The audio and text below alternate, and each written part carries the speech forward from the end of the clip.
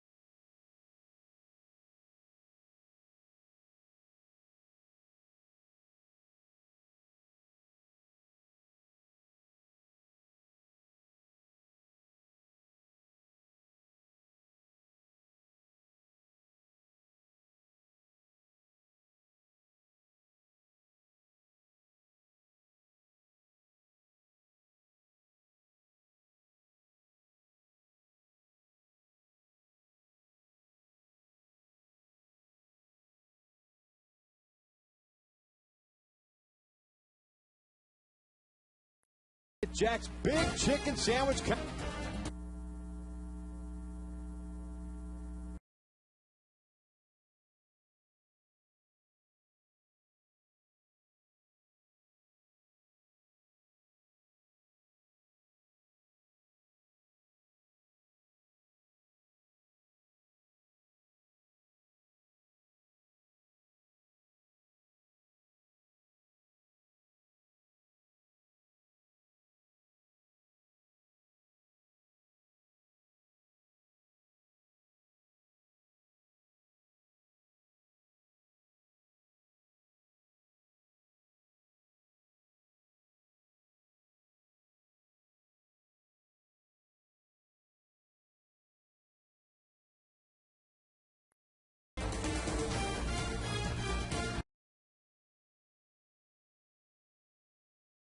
Angels baseball is brought to you by Jack in the Box. Right now, get Jack's Big Chicken Sandwich Combo served with curly fries and a drink for only $3.99 plus tax at participating restaurants.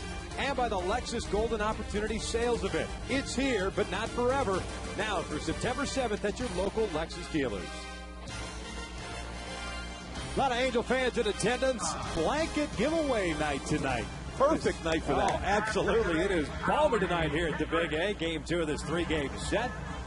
As we take a look at the lineup for Joe Madden and the Tampa Bay Rays, they are tied for first in the American League East coming into tonight's action. The Yankees were winning earlier. The Rays 77 and 48 have John Jaso doing the catching and batting leadoff. Ben Zobrist at second base. Carl Crawford in left field. Evan Longoria, the cleanup man at third base. Carlos Pena back at first. Matt Joyce gets the start in right field. Dan Johnson is the DH. B.J. Upton in center. And Jason Bartlett batting ninth and playing shortstop. They are in first place, and they did just change their lineup completely around. And that's how Joe Madden likes to roll. And they are facing Urban Santana, who is on a roll. He's been throwing the ball so well. 13-game winner, which is tied for 7th in the American League in W's. Big thing, he's been throwing the ball well. 5 of his last 6 decisions, he has won. That fastball has been crisp at 94, 95, but it's been that slider that's been a difference maker for him. Defensively behind Irvin tonight, you've got Bobby Abreu in left, Peter Borges in center, Torrey Hunter in right, Alberto Callaspo at third, Eric Ibar in short, Howie Kendrick at second, Juan Rivera, the second consecutive start at first base, and Bobby Wilson gets the start behind the dish. Torrey Hunter back out in the right field doing a solid job playing that position. He's never really played there, at least hasn't played a whole lot in his career in that right field position. To get acclimated, it's a different read off the bat as far as a left-hander pulling the ball or a ball off the end of the bat by a right-hander. So John Jaso, the catcher, to lead things off here for the Rays. Last night it was B.J. Upton. He ended up having a 2-for-5 night, just wasn't good enough, so they dropped him to the 8 hole.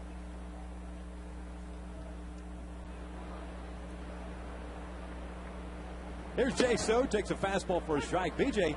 hit that first pitch for a home run last night, and it was all Rays from there on out. Jaso hitting .271, 3 home runs, and 37 RBIs. Very good left-handed batter. That was Scott Kazmir on the mound last night. Joe Matt going with Kelly Shopik instead, the right-handed batter. So Jaso back in there, the leadoff man. Fouls this one off, and it's 1 ball, 2 strikes. Well, when you think about B.J. Upton, first pitch he saw last night, hit it out of the ballpark, quick bat.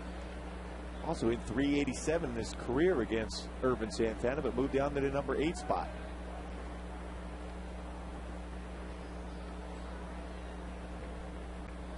Joe Madden had run out the same lineup for 3 consecutive nights. It was 2-2 against the Oakland Athletics, who picked up the victory last night. Jaso rolls this one foul up the first base line. Nice effort on the part of Juan Rivera. It goes for 9. It's 1 ball, 2 strikes. Joe Madden in his 5th year at the helm there with the Rays. 15-21 against the Halos. Joe Madden now has managed more games than any other skipper in Rays history. This one off the end of the bat up the third base line. Tough play for Callaspo. So that's an infield base hit. Talk about fooling a batter, and he's pulling off the pitch, but still able to put it in play. Rolls it down the third base line. No chance for Callaspo to make that play as close as you could possibly do. Being fooled. Barely got any of the bat on it, but put it in play. Ends up getting an infield hit.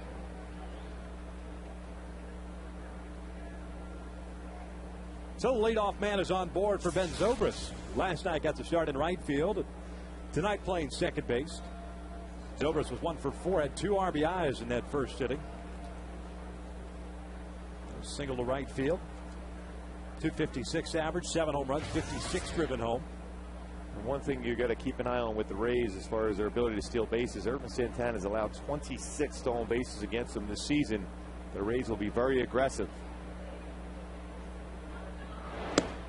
just below the knees, and it's 2 balls and no strikes.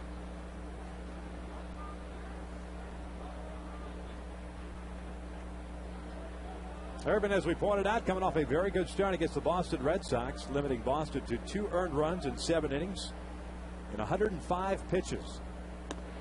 He falls behind on Zobrist at 3-0. He's beaten Kansas City, the Blue Jays, and the Red Sox in succession, and has won 5 of his last 6. 13 wins on the year. There's a strike, 3-1.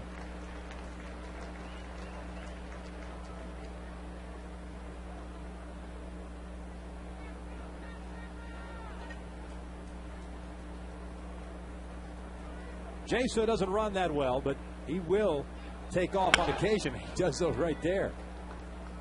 He's also a guy, as we saw last night, the Rays do this quite a bit. Anything in the dirt, they break for second base. Theory being that it's that much more difficult for a catcher to come up with the ball cleanly, digging that ball out of the dirt. And if they do so, then so be it. But more times than not, the ball typically gets away. But if you make the read quickly enough, you'll get to second base. I always think it's always better to be aggressive. The Rays are definitely that. Joe Madden certainly learned that under the tutelage of Mike Scioscia, as far as trying to be aggressive, get the defense out of their comfortable positions. And like I said, Urban Santana not particularly quick to the plate. A good pickoff move, but once he goes towards the plate, it's around 1.4 to 1.5 range. Jaso takes off again. The 3-2 is fouled off to the left.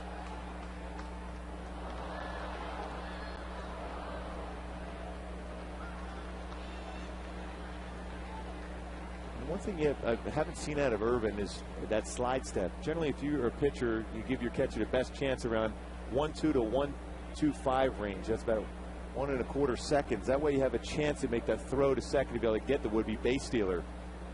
Anything over 1.4 is really slow to the plate. Zobrist chopping this one over to Rivera. Glances over to second, but with Jaso taking off, his only play is to first, so there's the first out of the inning. And now man in scoring position for the Rays, and Carl Crawford coming up.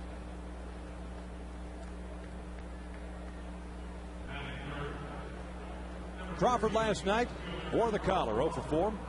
Did have a walk. Came around to score in that 3-run first inning for Tampa Bay.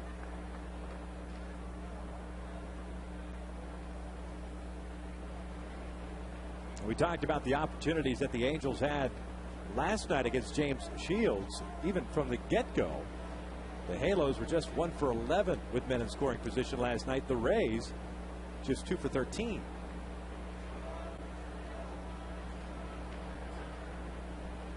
Still good enough to pick up victory.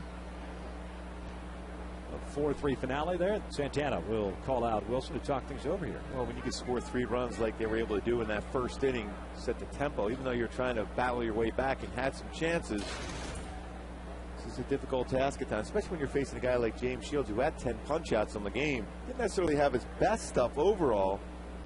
I thought his changeup wasn't as consistent as you normally would see out of him, but it was still good enough to get that many strikeouts.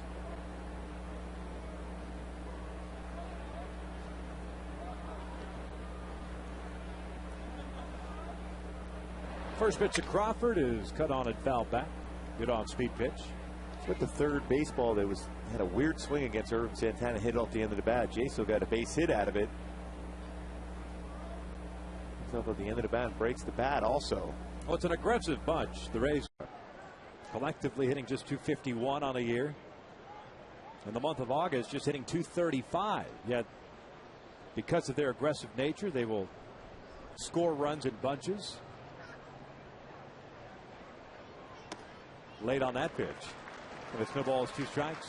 And because they do chase pitches out of the strike zone and see a number of pitches, they're a club that seems to be always on the cusp of being no hit. A perfect game early in the season by Dallas Braden. Off speed is fouled at the plate. Bobby did not catch it, says C.B. Buckner.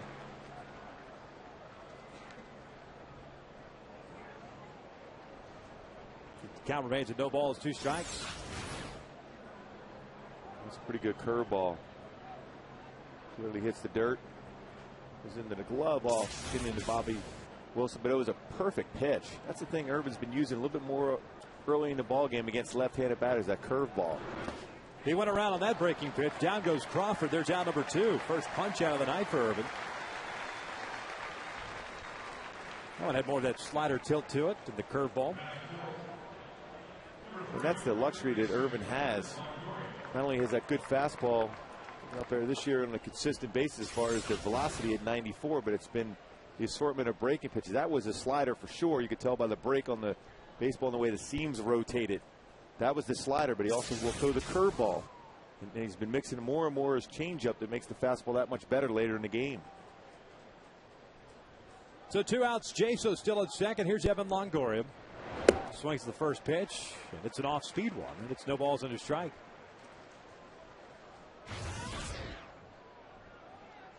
Longoria last night also hitless, including a couple of strikeouts. He was the American League Player of the Week last week, hitting .392 with 3 home runs and 12 runs batted in for the Rays.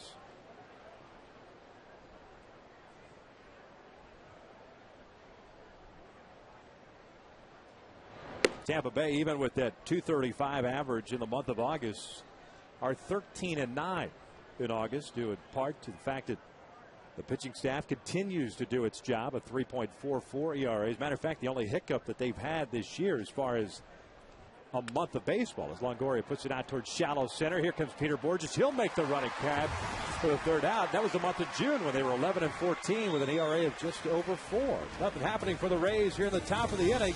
Angels coming up here in the bottom of the first.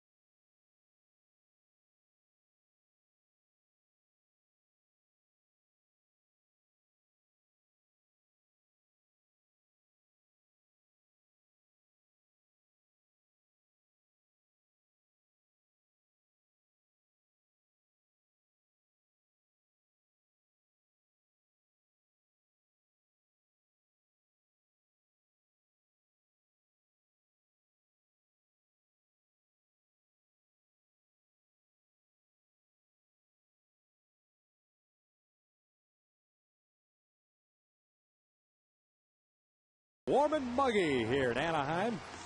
Take a look at the lineup for Mike Scioscia and the Halos. Bobby Abreu leading things off and playing left field. Howie Kendrick batting second, playing second base. A .405 career average against the Rays. Alberto Callaspo at third base. Torrey Hunter and right. Hideki Matsui at DH. Juan Rivera, second consecutive start at first base. Eric Ibars at shortstop. Bobby Wilson doing the catching. And you saw on the top of the first inning, Peter Borges playing center field and batting ninth, facing Wade Davis, making his first starts. He's coming off the DL. 9-9 mark on the season. ERA at 4.45. Fastball 91 to 96 miles an hour. His best pitch. He also will throw a curveball, a slider, which though at times inconsistent, and a very good changeup.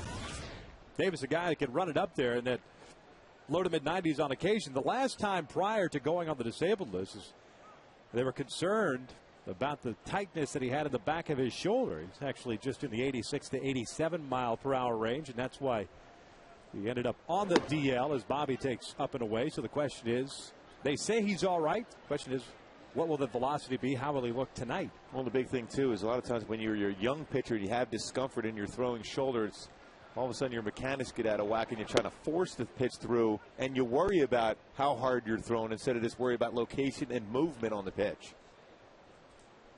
Bobby last night 0 for 3. The average at .262, 15 home runs, 66 runs batted in as he takes outside, and it's 2 balls and a strike. Well, you can see with his fastball right now, when he throws the 4-seam fastball, fairly straight. When he gets on top and 2-seam fastball, that'll have some sink action. So Bobby's going to have a good pitch to be able to drive. Fouls this one back.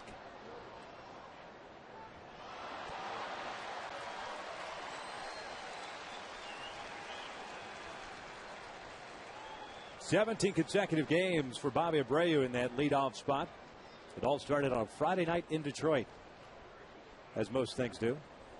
.317 average, 3 home runs, 7 RBIs.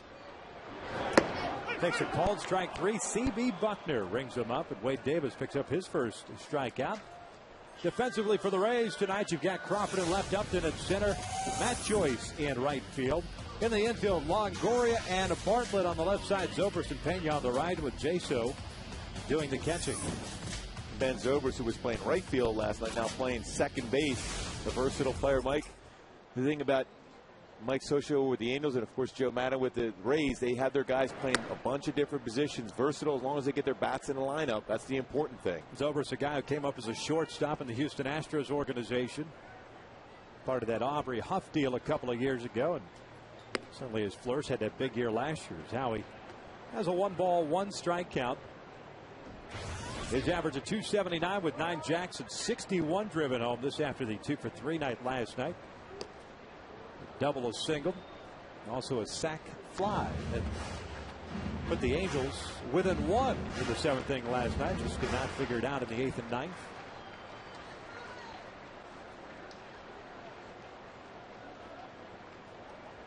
Two-one from Davis. That is fouled off to the right. 2 balls, 2 strikes.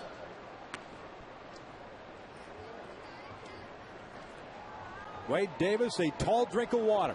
6'5", 220-pounder. He's got to be north of 220, I would imagine. As Kendrick puts this one towards the hole at shortstop. Bartlett will retire Howie for out number 2. You can see early on the velocity and the fastball and movement on his pitches are certainly there. So health concerns must be going away for Joe Maddon and the Rays when you see a young pitcher like that throwing with that type of velocity and location early on. Well, he's just 24 years of age. He was a 3rd-round pick in 2004. Florida native out of Lake Wales, Florida, was on his way to the University of Florida to be a Gator. And ended up signing with the Tampa Bay Rays. And he's got baseball in the bloodlines as Kayasma takes a strike. That's right. Second cousin to none other than Jody Davis, former catcher of the Chicago Cubs and the Atlanta Braves. I still remember him in that playoff series against the Padres in '84. Jody Davis. Just remember watching WGN and Harry Carey calling Jody's name all the time. Kayasma takes a strike, and it's 1-2 now. Jody was a big guy, too. Yes, he was. He had some pop in the bat, too. Especially for a catcher. Outside, and it's 2 balls, 2 strikes on Kayasma. Would you say that the biggest catcher of all time might have been Mark Parent? Yeah, he was a big dude. I mean, Joe Mauer's a pretty good-sized guy himself, but Parent was a big fella. Kayasma goes down swinging. It's a 1-2-3 inning for Davis, who picks up a couple of strikeouts. 1 complete here at the Big A, and no score.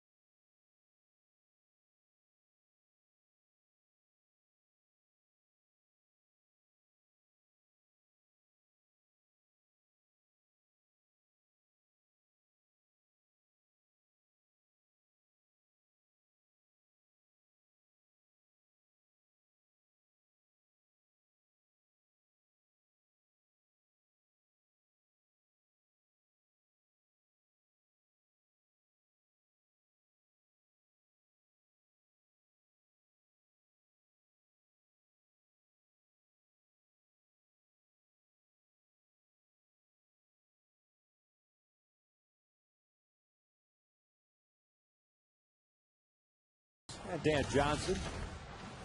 Great crowd on hand. Good blankets given away today. What's a good looking blanket? Courtesy of Chevron Extra Mile. Thank you very much, Chevron. No question.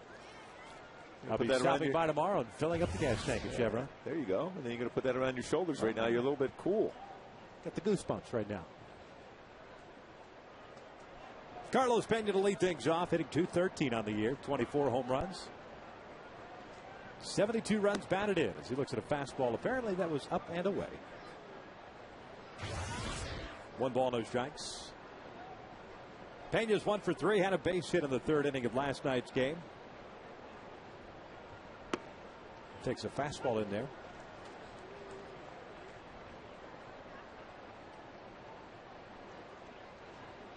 Overshift with Pena. Guy's pretty much a dead pull hitter. Fouls that one off his body, and it's 1 ball, 2 strikes. He is a guy that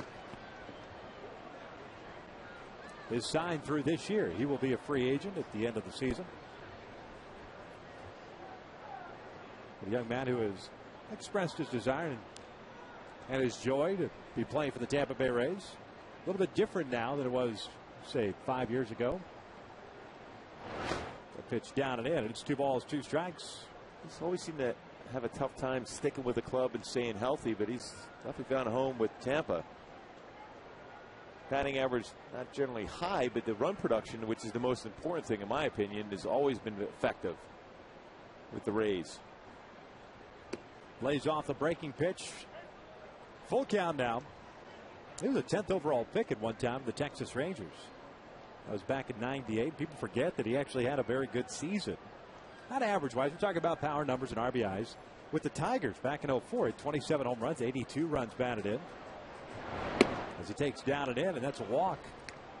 Second consecutive inning in which Irvin has put the leadoff man on board. Jaso had that little dribble up the third base line for the infield base hit. But just to finish up on Pena, it wasn't until '07 in his first year with the Rays where he blew up. I mean, offensively. Maybe he was playing it at the Trop there inside the dome, but 46 home runs, 121 RBIs. He's followed that up with 31 and 39 home runs since then. Very good defensively at first base also. Gold Glover.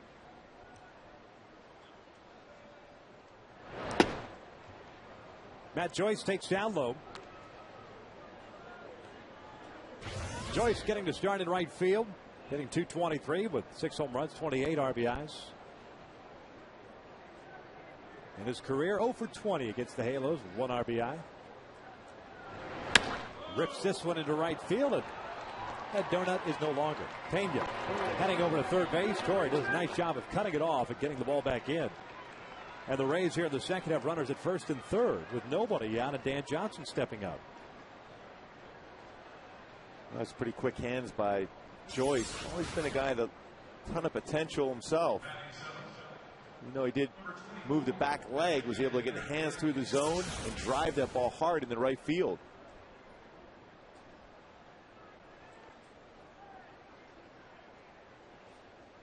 Johnson getting to start at DH tonight.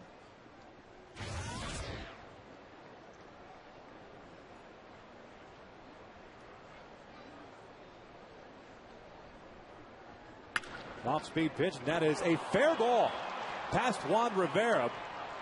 Pena will score. Stopping at third is Joyce. In at second is Johnson. It's an RBI double, and the Rays are up 1-0.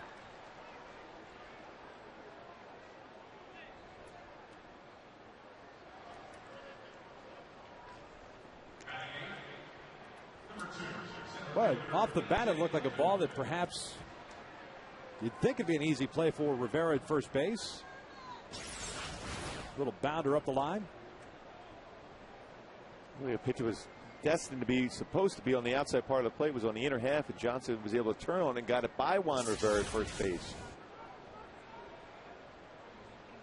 Now, not an easy play for a guy who's not accustomed to playing over there, holding a base runner as well, coming off the bag and having to go back toward the foul line. But it's a 1-0 Rays lead. Infield back for B.J. Upton, who takes the breaking pitch outside for ball 1.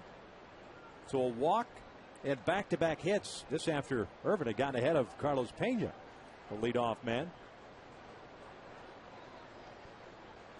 The double for Johnson is first with the Rays this year. As Upton takes a breaking pitch for a strike and his 7th RBI. BJ apparently did not like the call of C.B. Buckner. Looked like a pretty good breaking pitch. Look, it got the plate. And it certainly wasn't inside. As we pointed out, he was 2 for 5 last night, picking up his 12th home run. Now with 45 RBIs.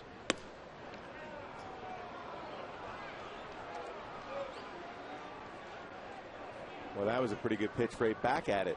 The inside part of the plate with that good fastball.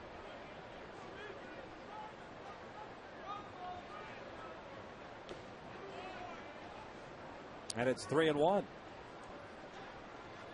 Shortstop Jason Bartlett's the guy on deck. There's Matt Joyce. Johnson over at second base. Well, that's the difference. If you don't get that call on the inside part of the plate, instead of being 3-1, it would have been 2-2. He had options. BJ Upton is a guy that will strike out a lot. And now a more difficult batter to get out on a fastball count. Inside, he walked him. So 2 walks in the inning. They are loaded up now for the Rays. Visit to the mound from Mike Butcher. Looks like he's just gotten out of sync with that breaking pitch all of a sudden. Unable to throw strikes with it. It's the one thing you can fall in love with if you're a pitcher and you have a very good slider or curveball or both that Irvin has. You get away from your fastball. Irvin certainly has had good velocity even early in the game here on the fastball, but he's gone away with it and tried to finish off hitters a lot with the breaking stuff.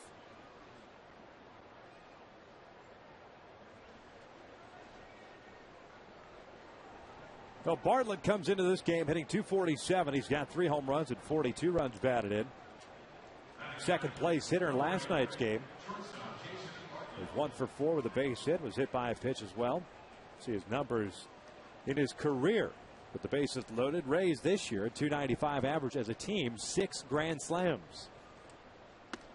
And fastball is up and in for ball 1.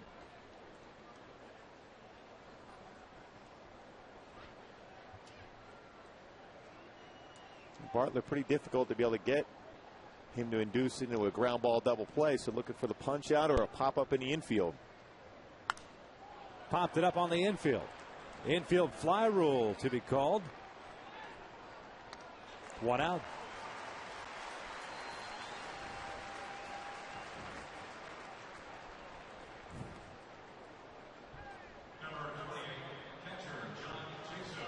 Now we are near Hollywood, and there are scripts all over the place. I asked him before the game to come up with the base load and pop it up in the infield. Just follow the script.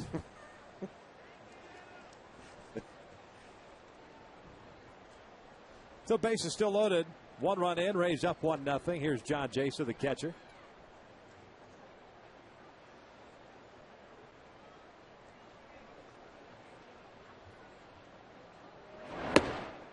Takes a fastball for a strike. Jaso 1 for 1 with 2 strikes on him in that first inning. He's out in front of a breaking pitch and right off the end of the bat. Nothing Cayaspo could do at third base.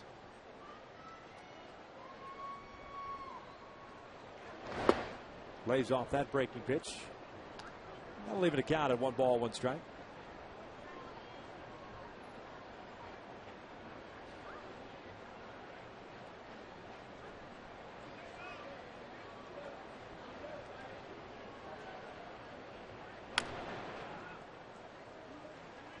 A 1 ball, 2 strike count. Jaso at the plate. From his stance to the way he swings the bat, I don't know about you, reminds me a lot of Travis Hafner. He does, especially that he's in the squatting position. You feel that if you have a good fastball, which Irvin has, elevate the fastball now because there's a lot of movement towards when the pitch is being delivered. It'd be a difficult pitch to get your hands up and through and be able to make good contact if you elevate the fastball.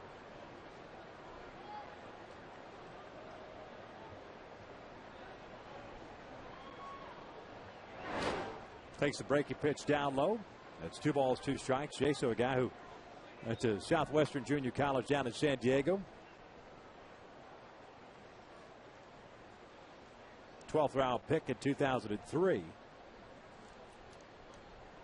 Had limited action in the big leagues prior to this season. He played 5 games in 2008. 2-2 right back up the middle. That's a base hit.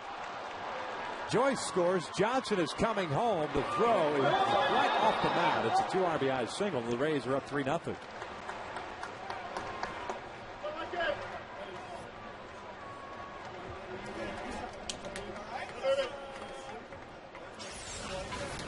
Boy, a fastball that ended up being down in the strike zone.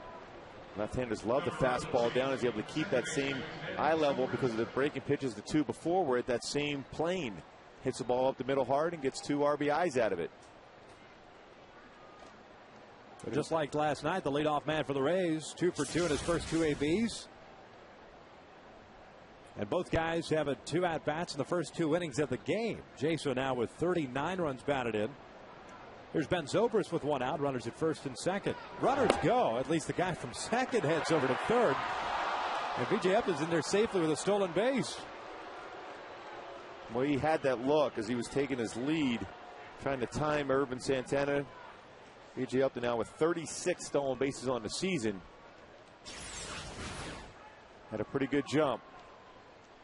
It's a 27 stolen base allowed this year for Irvin Santana. Slide in. Just barely got the foot in before Callaspo applied the tag.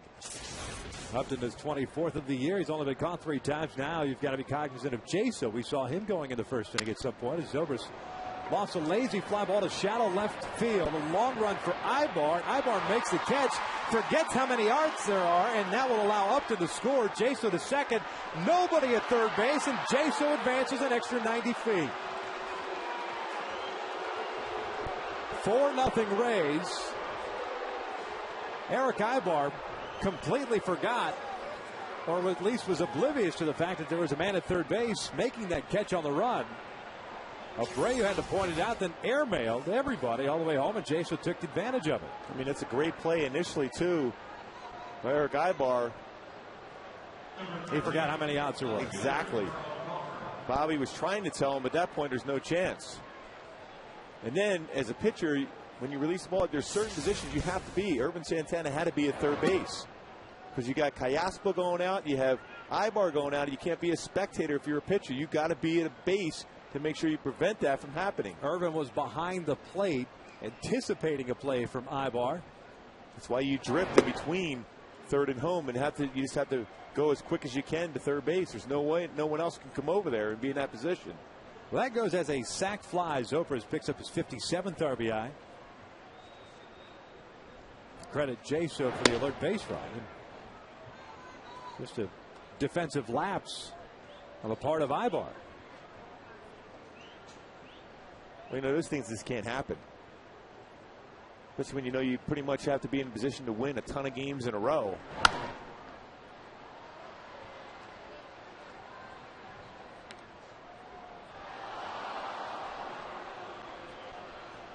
This was all set up by the fact that Santana was ahead of the count on Carlos Pena, ended up walking him.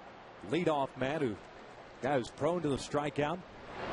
Crawford swings and misses here. That will end the inning, but the damage is done. 4 runs come in.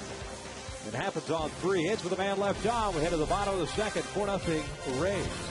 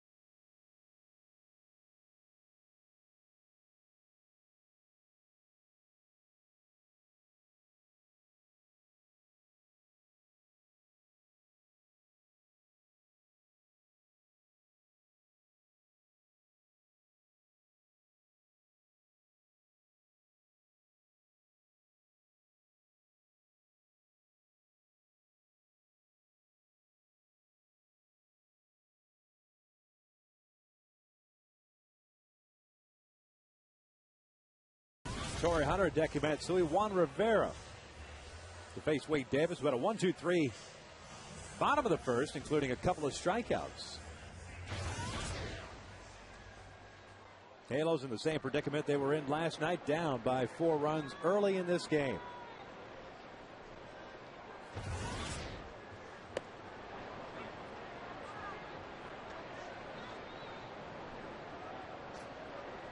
Torrey last night 0 for 4. Average at 290. Takes a strike in there. It snowballs to 2 strikes. 18 home runs and 70 runs batted in.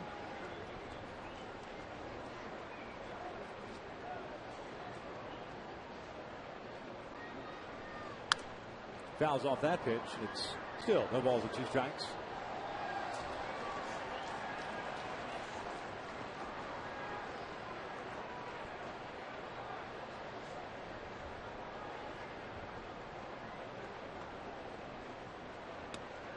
That slider just missed off the plate. It's 1 ball, 2 strikes.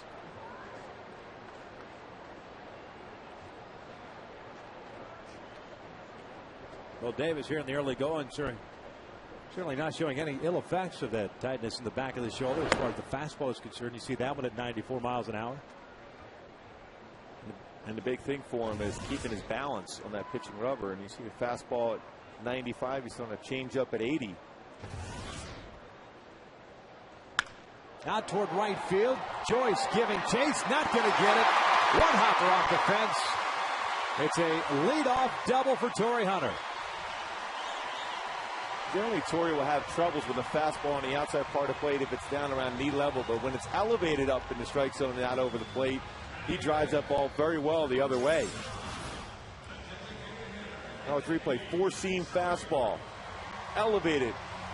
Torrey did a nice job of keeping his hands quiet and up in his zone. Is able to drive at the right field for that double. 29th of the year for Torrey. Man in scoring position here. First hit of the night for the Halos. Matsui stepping in now.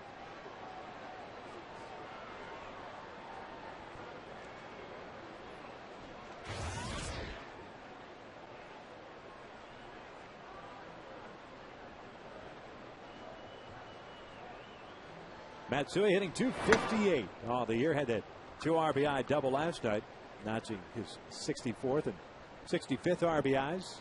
3rd on the team in that category.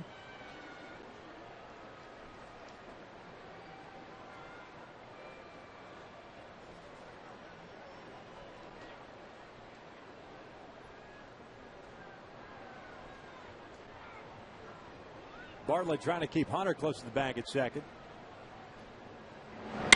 This one out to straightaway center field. Upton on his horse. Not going to get this one over the fence. Ground rule double for Matsui. The Halos get on the board. It's a 4-1 Rays lead. Back-to-back doubles for the Angels. Talked about B.J. Upton playing a very shallow center field, but that ball was hit so hard and he had no chance getting back there quick enough to make that play. Matsui gets a fastball down in the strike zone. Does a great job as far as driving that ball. Not a bad pitch if you're Wade Davis as far as location on the outer half, but Matsui crushed that ball, and Upton playing shallow, unable to get back in time to make the play.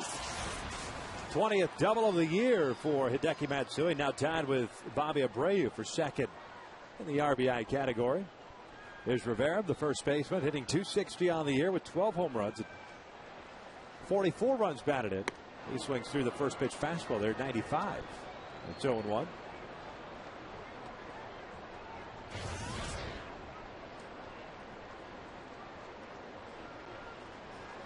2 for 4 last night, and that included a double.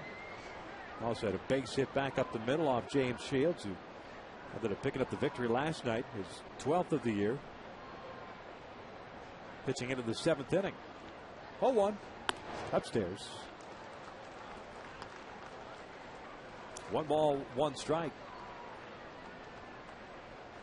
More likely the Rays will have a pitch count probably around 90 to 100 range for Wade Davis, trying to keep him strong and healthy for the stretch run.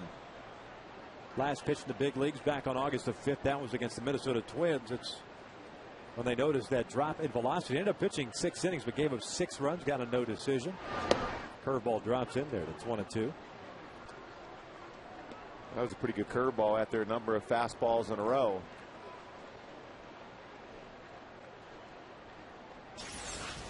Stayed on top of this pitch. Sharp break to that curveball.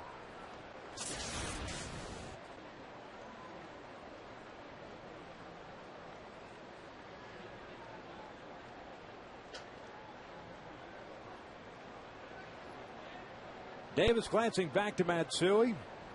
And a 1-2 pitch. The one lays off that one. 2 balls, 2 strikes. Davis coming into this ball game second in strikeouts. As far as American League rookies are concerned, just behind Brian Mattis, he of the Baltimore Orioles. Baltimore coming into town for the first of 3 starting on Friday.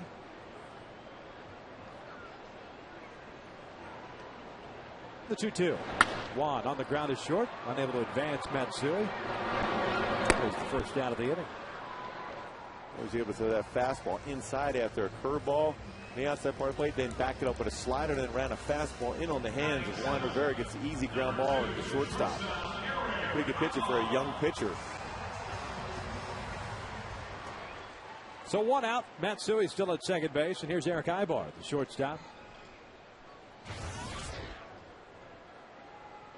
Ibar 0 for 4 last night. That included a couple of punch outs. His average of 265.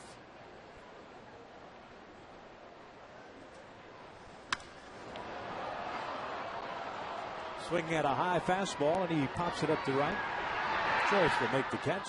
2 outs. Matsui remains at second base. And Ibar, that uppercut swing of his continues. Yeah, if you're going to, the scouting report is going to be on him right now. He will chase fastballs up in the strike zone. As much as you work with him as far as working it down, if you keep going after that pitch, pitchers are going to keep elevating against you. Very difficult pitch to be able to drive.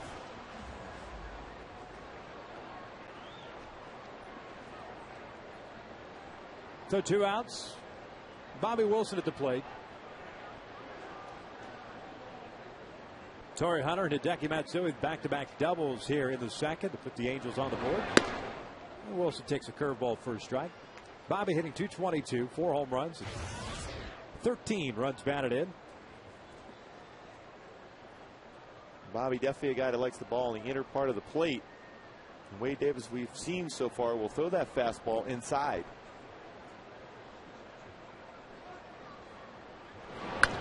This one foul off to the right. Davis ahead of the count, and no balls, 2 strikes.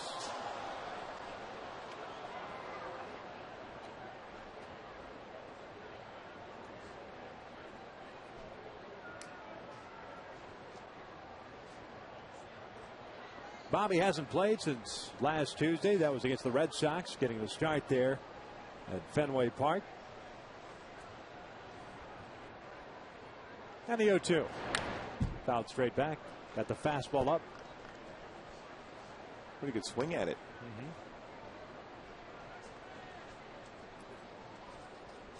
And Bobby's got some pretty good pop in the bat when you make a mistake on the inner half.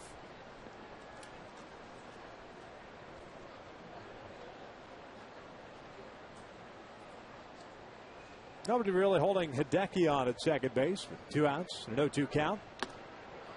And Davis just struck out Wilson, his 3rd punch out of the night, but the Angels get on the board on back-to-back doubles after 2. Rays up 4-1.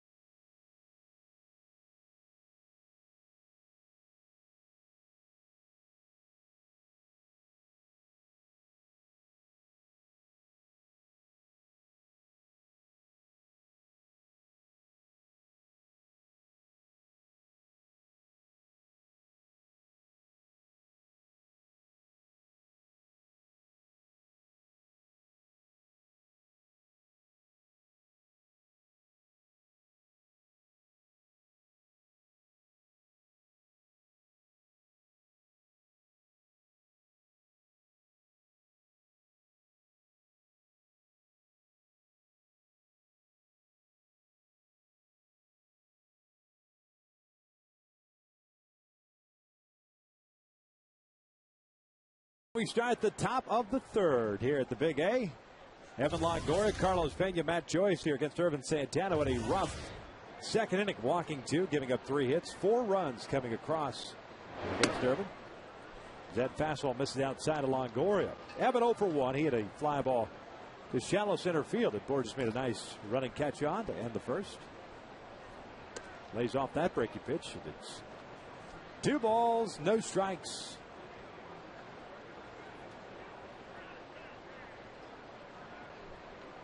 Irvin starting to wind up, and Longoria backing out, getting time granted by Buckner.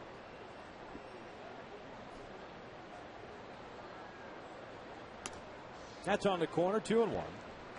4 runs allowed by Irvin. The most he's allowed since that start at Camden Yards against the Orioles. That's when he gave up 9. Longoria, a monster blast to deep left field. Solo job for the third baseman. And the Rays get that run back. It's 5-1.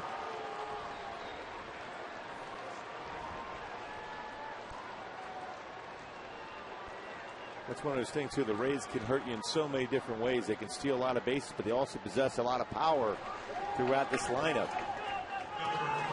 And there's a couple breaking pitches, a fastball down and in. Danger spot for Longoria. You want to, if you go fastball in, stay above the belt.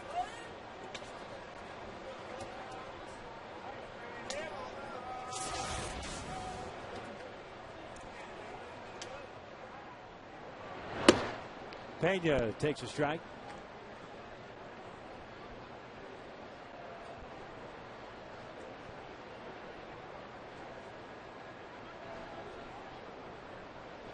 Longoria with his 19th home run, his 85th run batted in. Pena off the end of the bat. It snowballs 2 strikes.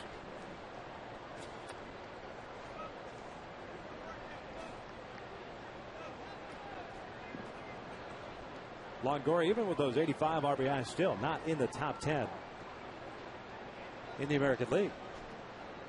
Miguel Cabrera, the leader, at 103.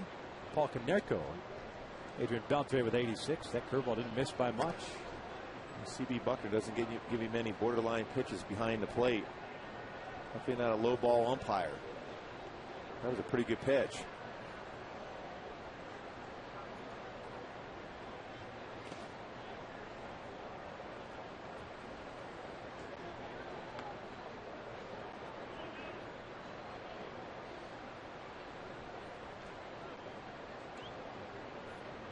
Two here on Pena. It's kind of how the at-bat started for him in the second inning before Santana walked him and eventually came around to score.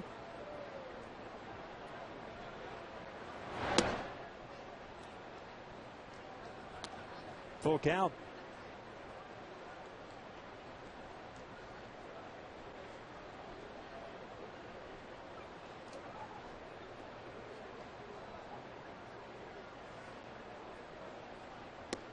And he gets Pena on a low fastball. Down he goes. Third strikeout for Irvin. First out here in the third.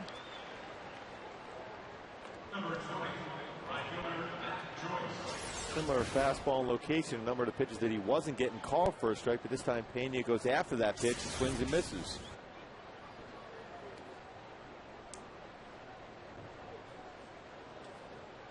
Matt Joyce, the right fielder, 1 for 1. He had a base hit. Came around to score as he checked his swing. He did not, says Dana DeMuth, the third base umpire. No balls with a strike. That base hit for Joyce in the second inning, snapping his 0 for 20 in his career against the Halos, formerly of the Detroit Tigers.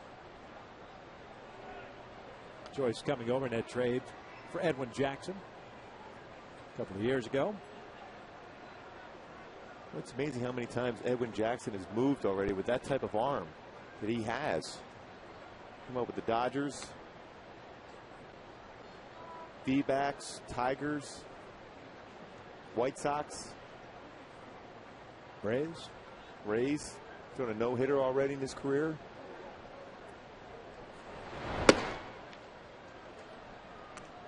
Irvin again behind in the count at 3-1.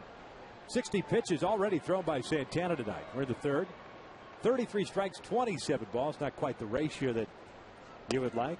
That one is down and in. There's a walk.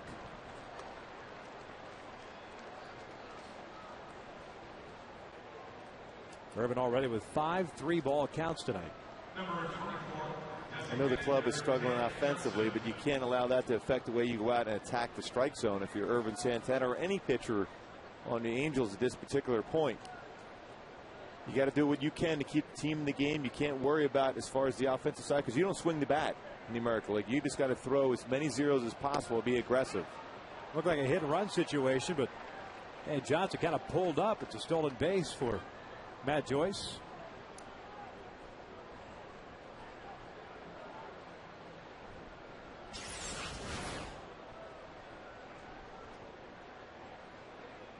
Well, the way he was stealing, it looked like it was a straight steal, not a hit and run. His head down all the way through. Johnson went around on that pitch, and a snowball is 2 strikes. Johnson's the guy that had that bouncing double just inside the first baseline. Picked up an RBI in the 2nd inning.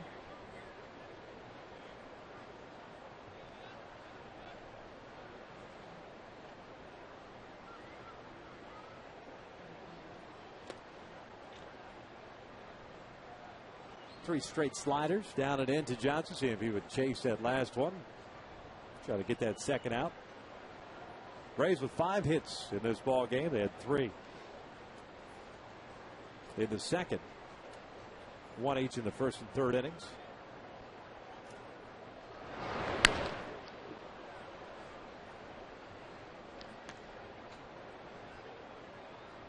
Ball ricocheting off the net, and that's a shallow right field. So Howie playing the role of ball boy tonight.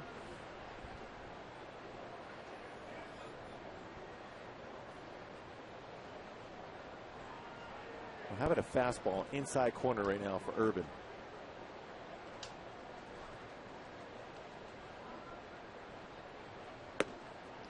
Missed outside. 2-2.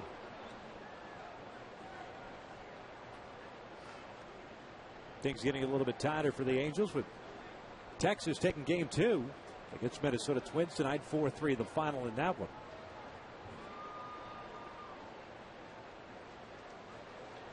Halos at 9 games back now, 9.5 with that win by Texas. A loss tonight would put them at 10. 2-2 full count. So they've gone from 0-2 to 3-2. Urban already at 67 pitches here in the 3rd inning.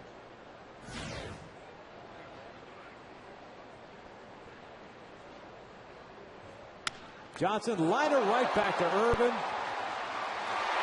Throws the old shot put over to Eric Ivar, and they get the double play.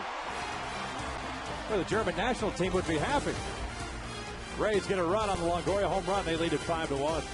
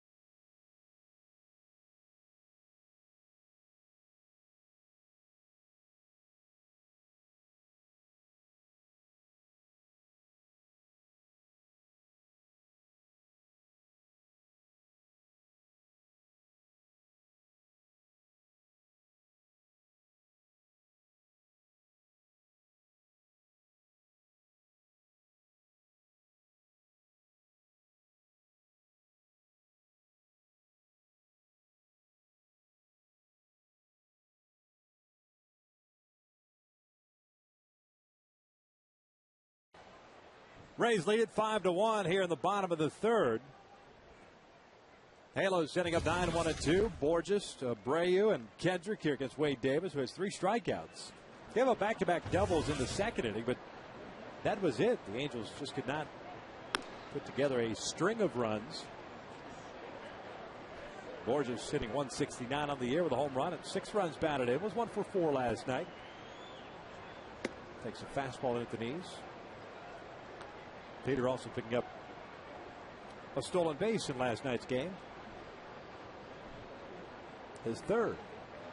That's up and in. 2-1.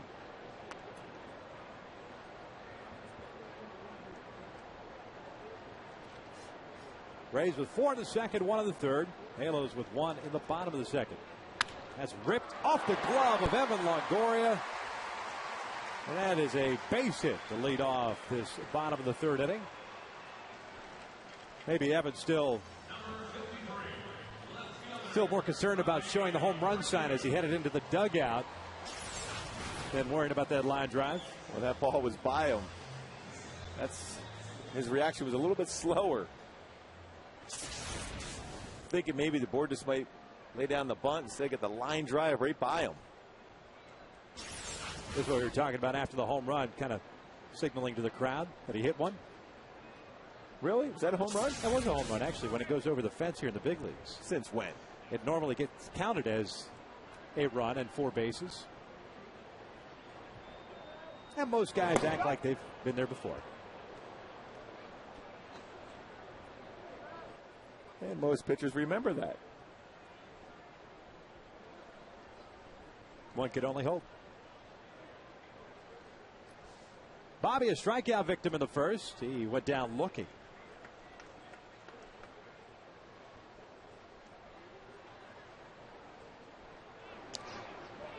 Davis and the Rays paying close attention to Peter. Mentioned that third stolen base that he had in last night's game.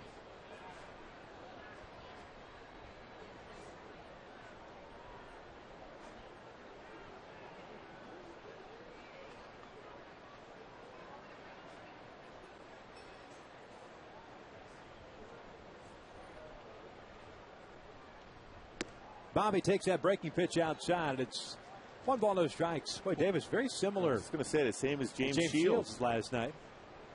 And Baltimore's philosophy in their minor league system and all the way through to the big league level had a similar approach as far as finding a way to slow down a running game. Almost the exact same. I mean, both are pretty tall pitchers, particularly Wade Davis at 6'5". That's a strike on the outside corner, evens the count. Do you believe in it? Do you like it? Like I said, growing up and watching Baltimore over the years, all those great pitchers they've had throughout the system, at that point, they were very effective. And, of course, the Rays right now have been built around their pitching staff. And they've had some good power arms, been very consistent as far as negating the running game, also giving their catchers a chance to throw at would-be base stealers. 1-1 pitch. Bobby out toward left center field. B.J. Upton giving way to Carl Crawford. Borges will stay at first base. There's the first down of the inning. Hey, folks, the Angels have a great ticket special available for tomorrow afternoon's game against the Tampa Bay Rays. That's a 12:35 start tomorrow here at the Big A. Fans can save 50% off ticket prices in select seating areas when using the password ANGELS at angelsbaseball.com or the Angels Stadium ticket window. Well, Baker, look at the success the catchers have had as would-be base stealers going against them. Each one has thrown at least 20% of base runners out. So they've definitely done a good job as far as slowing down the running game against them by having that approach at the stretch position.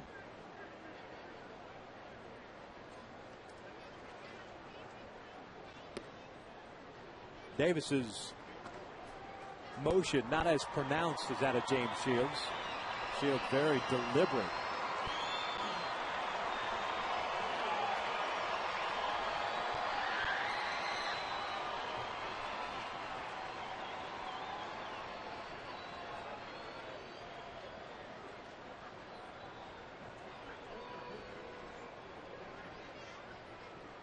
Howard grounded to short in his first inning at bat. He's 0 for 1. Takes outside. He's ahead of the count at 2-0.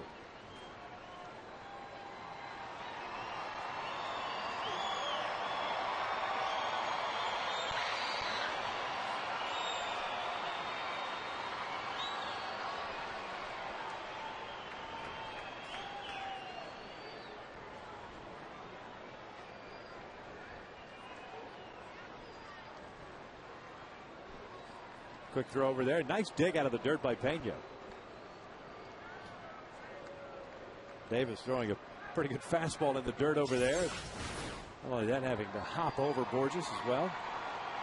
Davis with quick feet. Making that throw over, shorten up his delivery over the first. And Pena, very good fielding first baseman, saved him.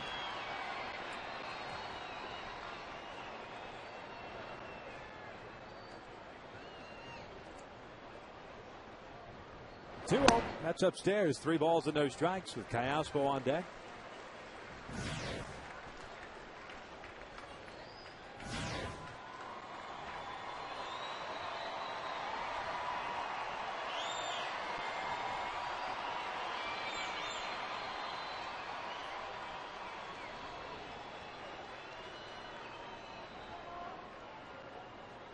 Borges really didn't have that big of a lead. That pitch is inside. The tight strike zone for C.B. Buckner continues. It's been that way for both sides. But he is a guy that you really have to be in a certain zone. He's not going to expand it on you, at least not usually. Jim Hickey, the pitching coach, is going to come out and pay a visit to Davis. It doesn't give you borderline pitches, and he's established early on that he's not an umpire that's going to give you the low strike. That's the first walk that Davis has allowed tonight. The Angels with runners at first and second, 1 away. Callaspo stepping in. Alberto was a strikeout victim of the first inning. He's 0 for 1. Halos tonight 1 for 4 with men in scoring position. Matsui getting that one. That was on the heels of the double, leadoff double by Torrey Hunter.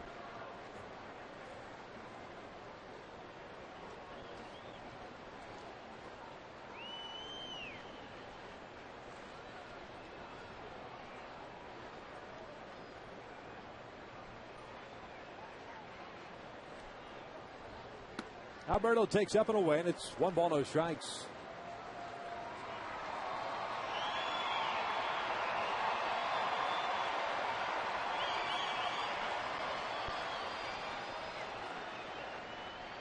Davis with 3 punch outs and that 1 walk.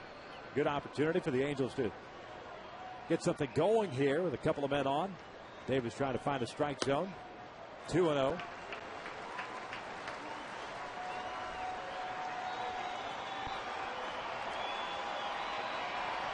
You have to take advantage of this when a pitcher's struggling, especially a young pitcher who's going to try to aim that fastball. See if you get a pitch right now, stay back, trust your hands, and drive it.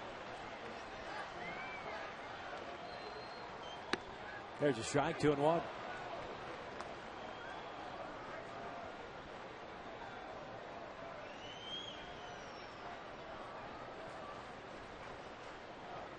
Are you thrilled as a pitcher that a hitter takes a 2-0 fastball like that? No question. Because you know you have to throw the fastball, and it was a fastball that was pretty much right down the middle of the plate also. Alberto swings here, pops it up. Jaso, the catcher, is in foul territory, and there is the second down of the inning.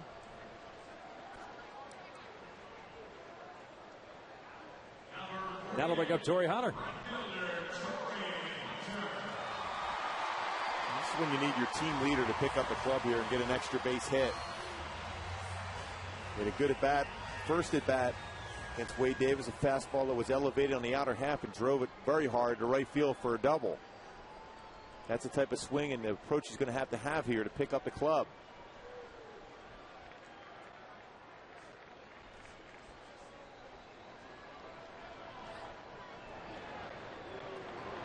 Torrey with that double down the right field line. Lines one to center, but dead in his tracks is B.J. Upton. There's the third out of the inning. The Halos get a couple of men on, cannot cash him in. Through 3, raised up 5-1.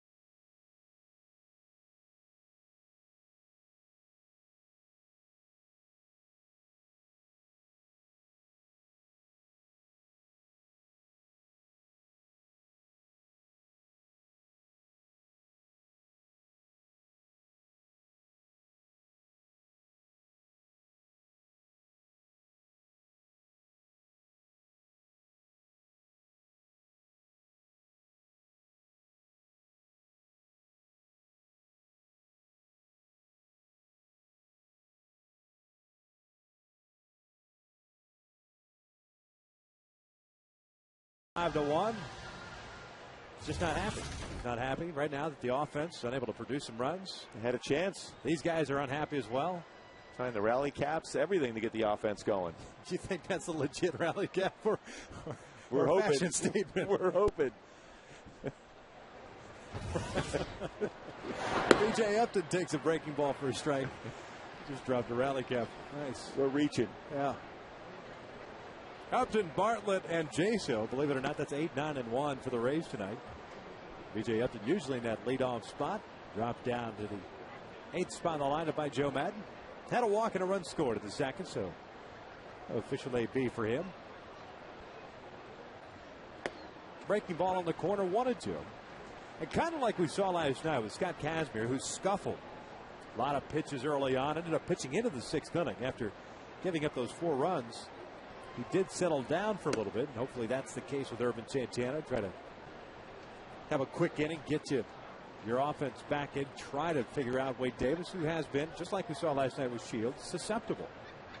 When you were one swing away, all of a sudden it was a 1-run ball game. And Torrey hit that ball exceptionally hard, but it was on the line right at B.J. Upton. So you have a chance. You got to think the mindset has to be, I got to throw out a 0. Give the team a chance. Because Torrey crushed that ball, but didn't get any lift to it. Upton goes down swinging. 4th strikeout of the night for Ervin Santana, the first out here in the 4th. And believe it or not, first time that Ervin has retired the leadoff man tonight. Chase on infield single in the 1st, a walk to Pena the 2nd, Longoria the home run in the 3rd. Well, that was a good moving fastball down in the strike zone, 2-seam fastball with movement.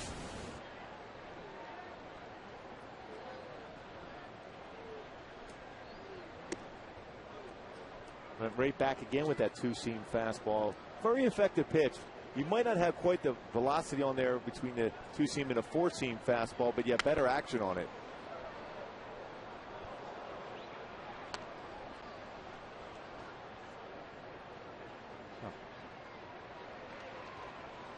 Bartlett popped down in the 2nd inning.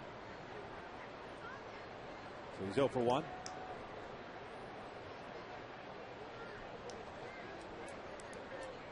Breaking ball is in there, 1-2.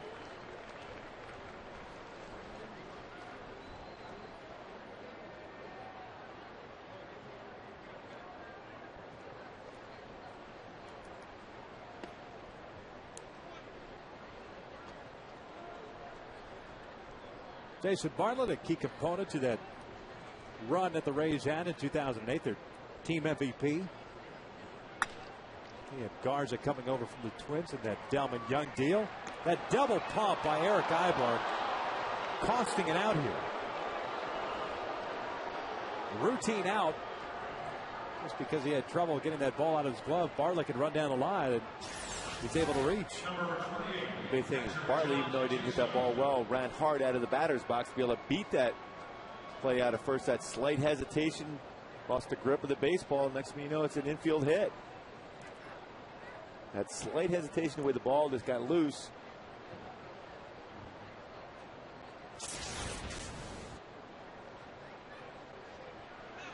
Bartlett takes off. The throw down from Wilson, a 1-hopper, and he's out at second.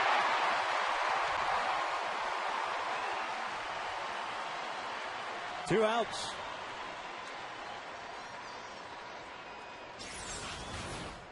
Boy, quick catch and throw from Bobby Wilson. First would be base stealer he's thrown out this season. And the key is being quick enough to the plate.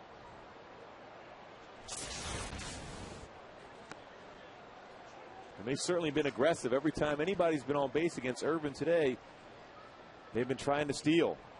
I mentioned that early. He's given up 26 stolen bases coming into this game, and they've been very aggressive against him. Jay still behind on the count at 1-2, but he's 2 for 2 tonight. A couple of singles, 2 RBIs. And a guy that does not mind whatsoever hitting with 2 strikes. Lays off that pitch. It's 2-2. Still like to see Ervin try to go up the ladder with a fastball. That type of stance is not conducive to be able to get your hands up through the zone and be able to drive that fastball if it's elevated. 2-2 count. Called strike 3. CB Buckner at the last minute pulled this the trigger, and Irvin picks up a couple of strikeouts. We head at the bottom of the fourth with the Angels down 5-1.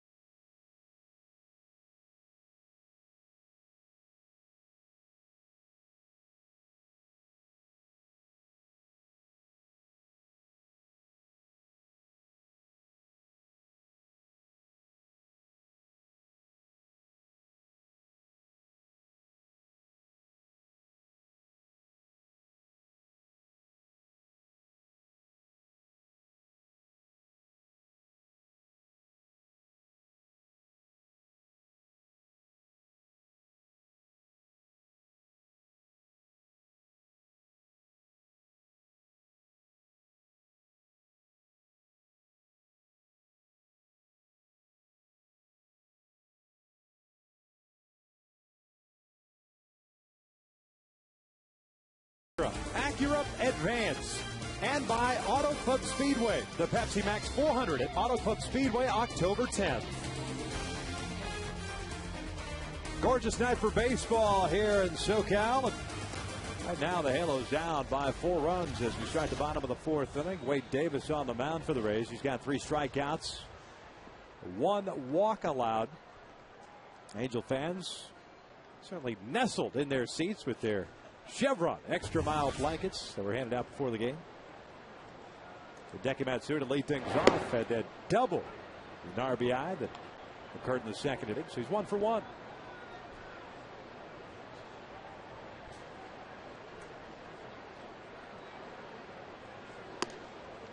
Hideki hitting over 300 here in the month of August, trying to get something going for the last 5 weeks of the season. Now 66 RBI on the season. 20 doubles along with those 16 home runs. Breaking ball is ripped into right field, a base hit, a hanger that Matsui gets the barrel on. And the leadoff man is on board for the second consecutive inning. Pardon me, third consecutive inning. Torrey had that double in the second. Borges with the base hit in the third. Boy, spinning breaking pitch was elevated. Matsui was able to get through the swing and drive it in the right field for a base hit.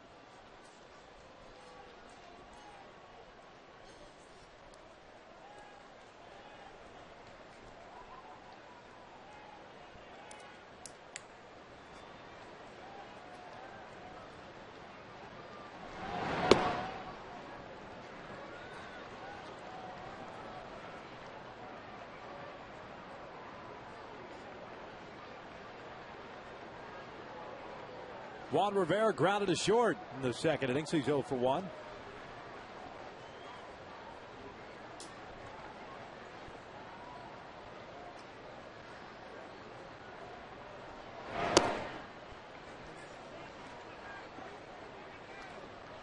Well, here's your time to get that 2-0 fastball and do some damage.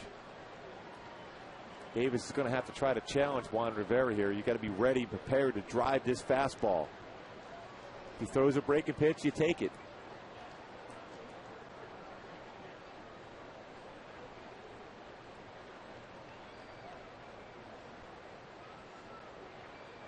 (2-0). Looking for that fastball in, and Davis kind of all over the place right now. So Jay So and Pena going to go out there, talk things over, try to settle him down. We saw a visit to the mound from Jim Hickey in the third inning. With a couple of men on, he was able to get out of it, got Kayaspa to pop out in foul territory, and Torrey squared that fastball up, lining it right to B.J. Upton to end the third inning. Well, you just feel at some point the Angels are going to get right back in this ball game because Davis doesn't look as crisp at this particular point.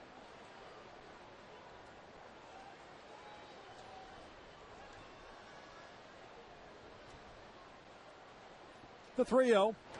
Juan takes a strike. I think Davis just took enough off that fastball. We'll get it over pitch. 3-1. Ibar, the man on deck.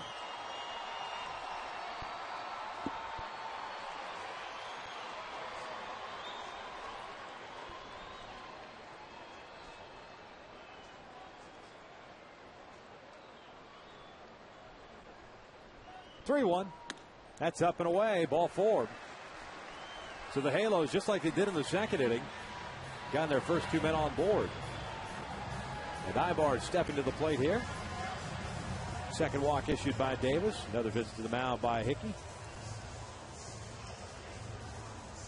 Hey, if you have a sweet tooth and you're looking for a great place to keep your candy, then come out to Angel Stadium this Saturday afternoon. All fans in attendance will receive a free ceramic Angels candy jar courtesy of Autotrader.com. Visit angelsbaseball.com for tickets. We can't wait. You know why? Because we've received so many. Not just standard bags of M&Ms, but the extremely large bags of M&Ms and all different varieties. The ones you give around trick-or-treat time, those big bags. I had no idea M&M was making the pretzel ones. Oh. Pretzel ones look good. Almond ones. Now, if you're a masochist, you could put your ice cream in that candy jar. Most wouldn't. No, I'll stick with the M&Ms.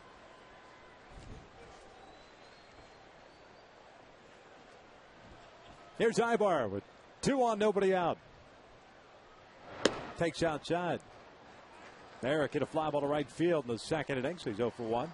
Look what Eric did there. He was looking like he was going to take all the way, so he tracked that baseball off the outside corner. And that's the key. You could see a pitch, and then you get yourself in position to be able to find a pitch out over the plate and drive it now.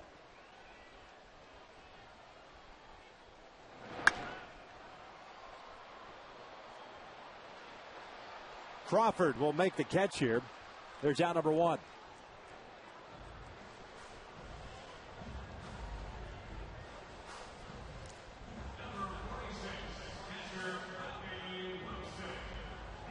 So Matsui stays at second, Rivera at first. 1 away now for Bobby Wilson.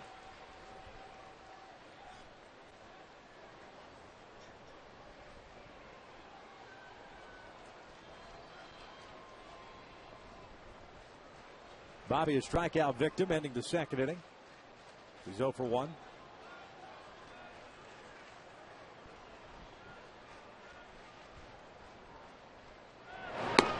Swings through that fastball, and it's no balls and a strike.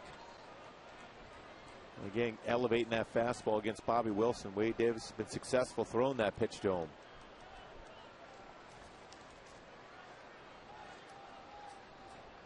Boy, if Bobby can hit a ball to left center field, there's going to score 2 runs. Big alley in left center field.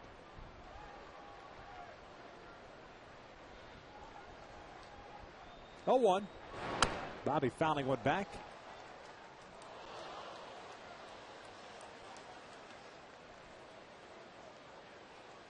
In the hole, and no balls, 2 strikes.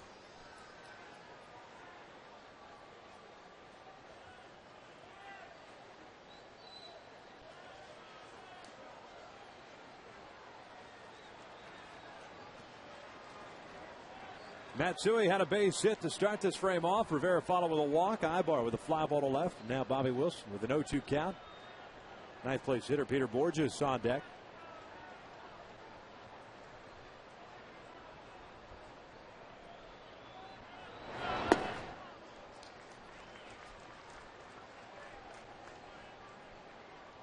The Angels have been pretty successful with Wilson behind the plate.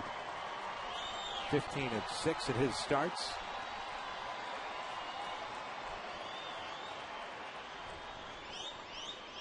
Could be a matter of circumstance, or you could read into it, say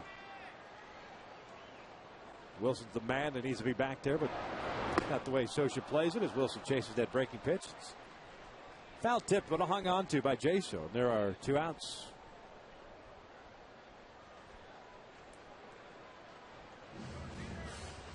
Breaking pitch way off the outside corner.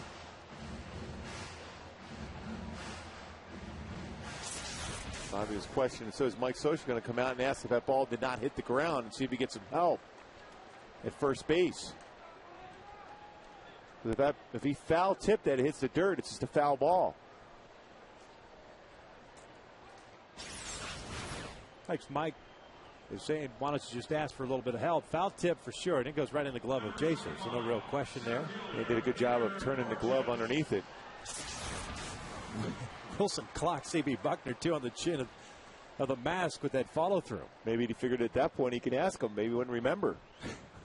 Say, hey, did it hit the ground? Yes. I'll show you for hitting me in the mask.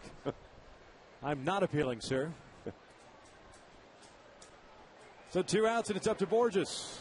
Davis, by the way, picking up his 4th strikeout. Curveball missing down low. Peter had a base hit leading off the 3rd inning. Was stranded at second base.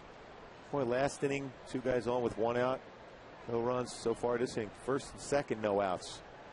Need that big base hit.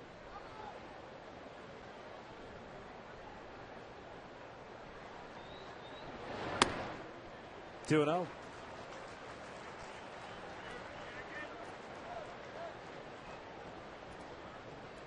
Now, similar story last night with Shields on the mound. Plenty of opportunities. The Halos finishing up 1 for 11 with men in scoring position. This one looped down to the shallow right. Matt Joyce is playing shallow.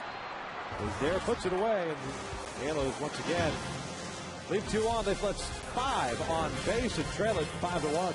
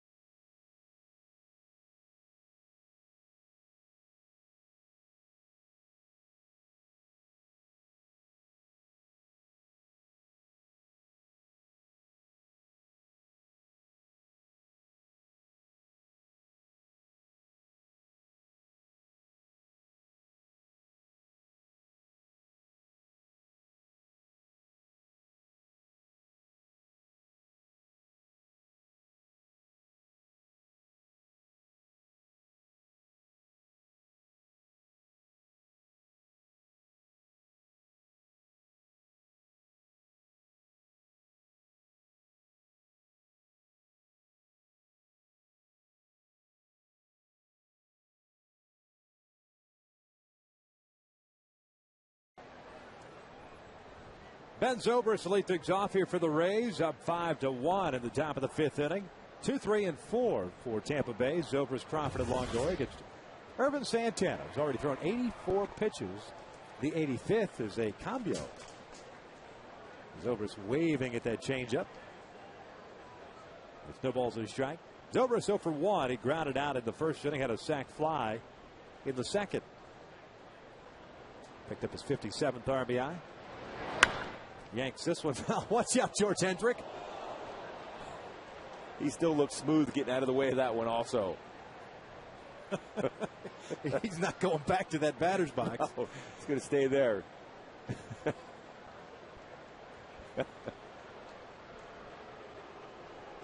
He is some kind of funny.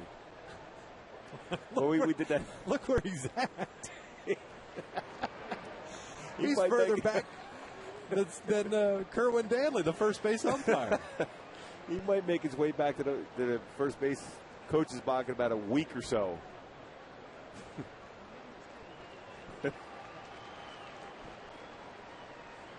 Telling Kerwin, hey Kerwin, you need any help calling fair or foul, let me know.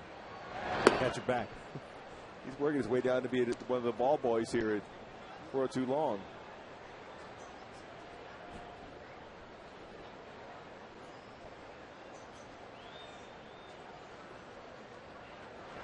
Dober's chopping this one over to short. One away.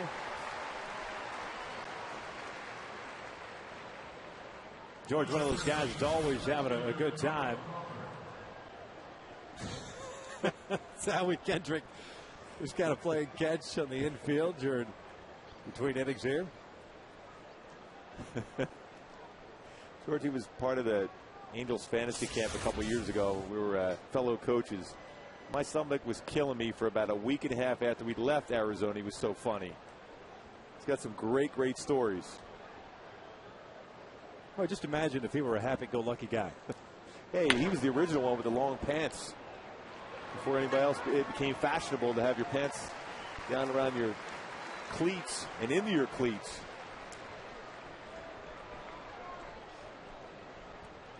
He was a good guy, man. I remember 1988, his last year with the Angels. My dad was managing here. Interesting ball club in 1988, to say the least.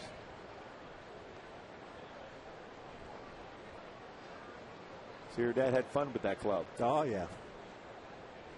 Tony Armas. Look about a guy that swings very hard. George Hendrick. Another guy swings very hard. Longoria takes a strike. Wally Joyner. Jack Howell. Jack would swing very hard himself. He had some guys that were not afraid to try to hit a ball about 900 feet.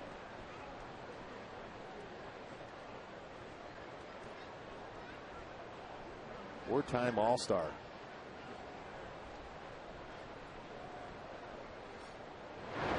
Longoria popping this one foul and will find its place in the seats.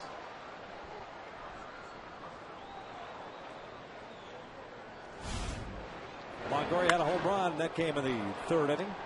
Solo job that made it 5-1. That's where we stand now. 1 for 2 is first hit of the series. Celebrating with his mates. 1 ball, 2 strikes. No, George Hendrick had that one big year, 1980. 8th in the MVP voting. This one out towards shallow right. Torrey's coming on and will play it on the hop. So 2-out base hit. Keeps the inning alive. I recall in that 88 season, I think it was when he was with the Angels, hit a home run off of Danny Jackson, a tough left-handed pitcher. It might have been 87. He hit a ball about 100 miles. It seemed to be right down the left field line. Was so quick on the inner half and down in the strike zone. I think right-handed batters like him may prefer the ball up in the zone, but he was good with a low ball pitch. Came up with Oakland. Played in Cleveland for 4 years. Stopped in San Diego just to check out the scenery. It's never a bad idea to go to San Diego after you've been in Cleveland there at that particular point at Municipal Stadium. You needed to go to Cleveland, to San Diego after that. Tough stadium that was. Had about 4 people come to a game. The mistake by the lake. He did a good job now on that baseball facility in Cleveland, though. There's no question it's nice. You can hear every single solitary fan at that old stadium. And there's always something good they had to say. And that is a lake there in Cleveland. It's not an ocean? No, it's not an ocean, according at least to Oil Can Boyd, who once thought it was an ocean. It is a large body of water, indeed. That's what they get for building it near the ocean. That was one of the all-time quotes. Oil can.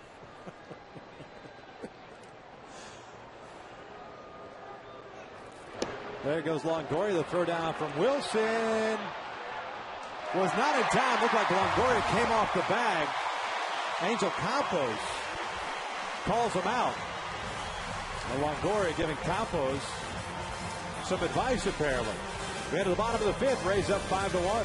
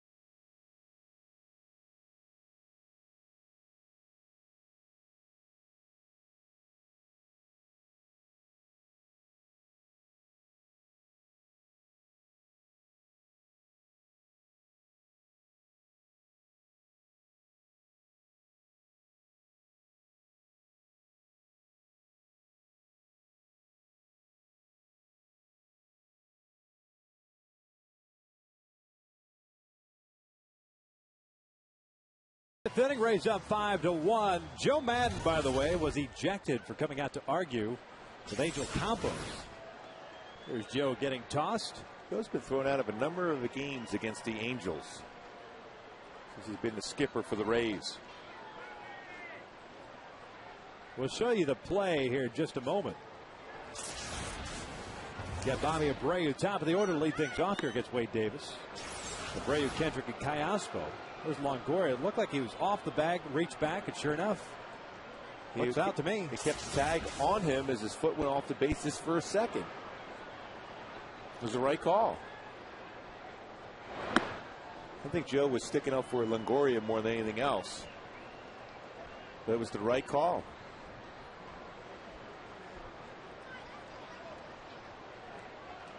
Mel Abreu ahead of the count at 2 balls and no strikes. He's 0 for 2 with a strikeout to fly ball to left. 2-1.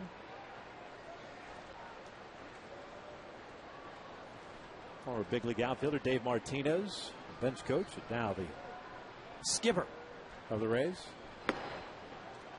Remember him very well. A left-handed batter. Yep, very well. I remember him. Did you contribute? I think so. He almost killed me one time in a line drive up the middle. Those things you just don't forget. And I remind him every time I see him. I appreciate you almost killing me. Bobby with a leadoff walk. Third walk issued by Davis. Yet again, the leadoff man is on board. Hey, folks, the next Wells Fargo Big Bang Friday takes place this Friday. That's coming up against the Baltimore Orioles. Come out to the Big A for another exciting night of Angels baseball. Then stay for the spectacular post-game fireworks. Purchase your tickets today at angelsbaseball.com. Sit back, relax, take your shoes off. Watch a ball game. Catch some fireworks afterwards. That's a perfect night. You like that? Yes. A lot of folks seem to do that here at the Big A on a nightly basis. Just kind of mail it in, take their shoes off. This is the perfect atmosphere for it.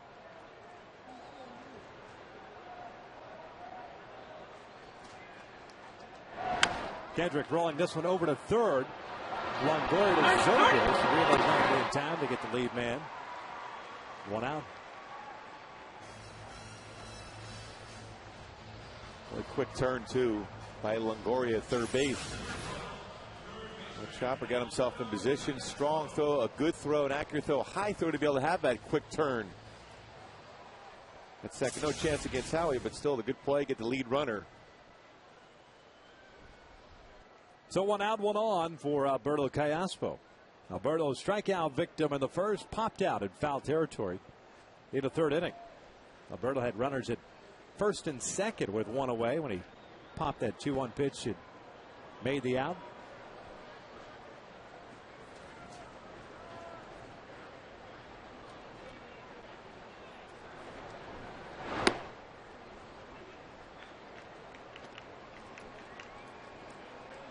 Halos tonight 1 for 9 with men in scoring position, having stranded 5 already.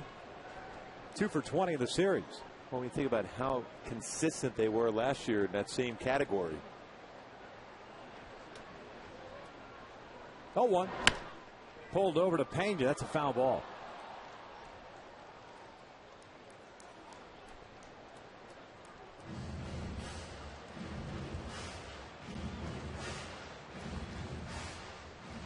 Alberto in the hole and no balls and 2 strikes.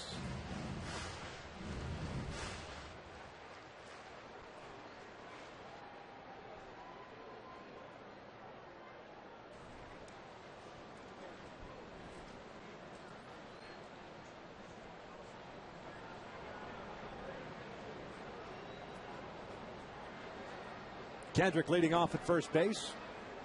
0-2 from Davis. Callaspo goes down swinging, 2 outs. Well, it almost appeared that Callaspo was looking for something off speed on that fastball. Strikeout number 5 for Wade Davis. And that fastball right down the heart of the plate was trying to look like he was out in front, thinking change up or slider. And then the express at 93 got by him.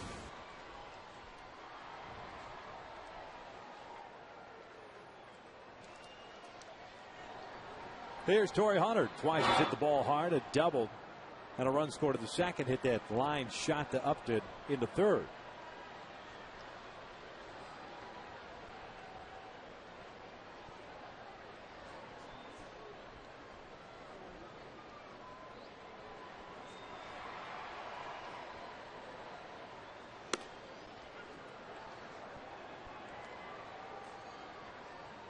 No balls and a strike.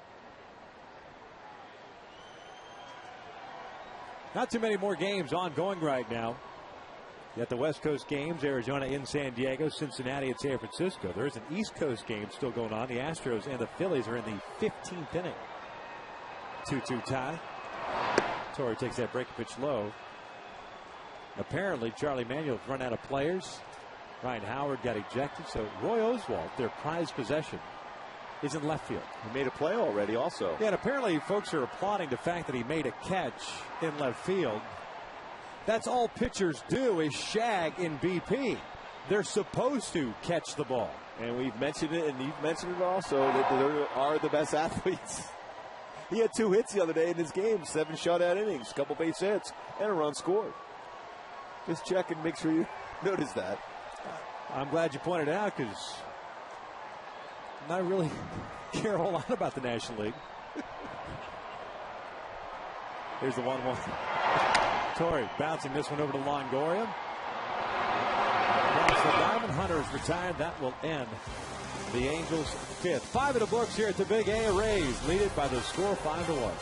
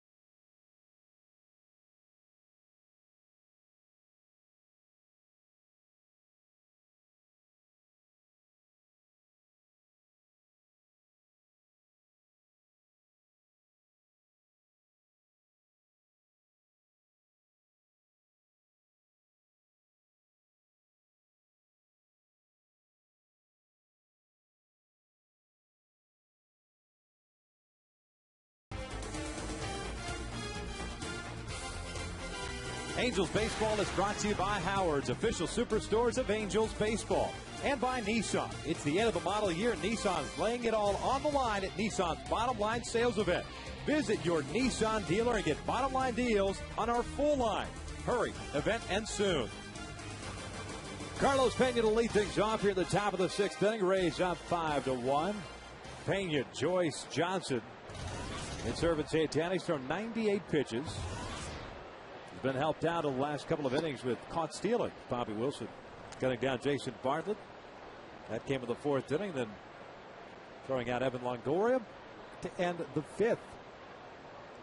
So he's faced, I should say, the minimum 6 of the last 2 frames. That certainly has helped out.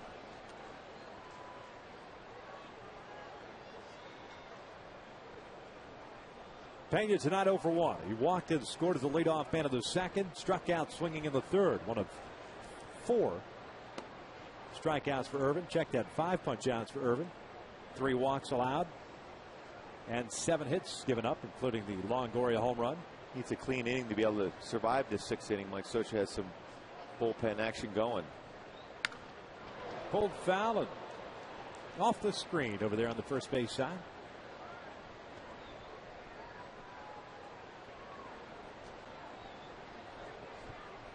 It is 2-2.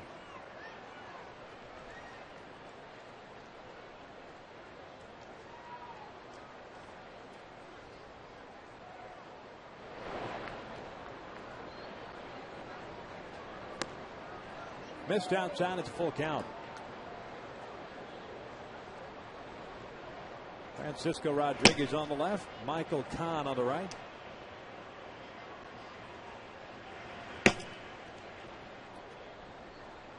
The payoff to Pena. Got him swinging.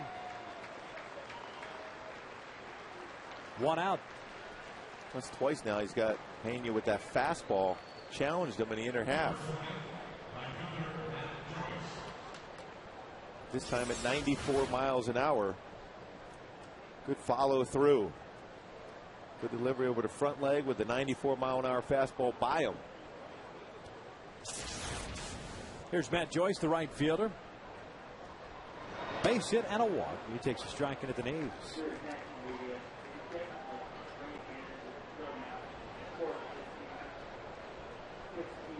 Joyce probably thrilled at the fact he got traded for the Tigers and Tampa Bay Rays. Grew up in Tampa.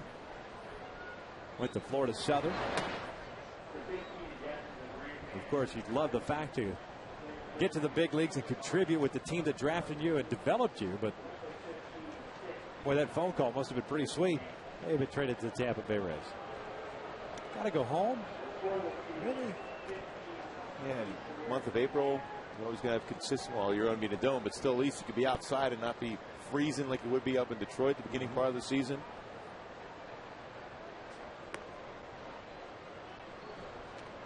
Irvin falling behind at 3 balls and a strike.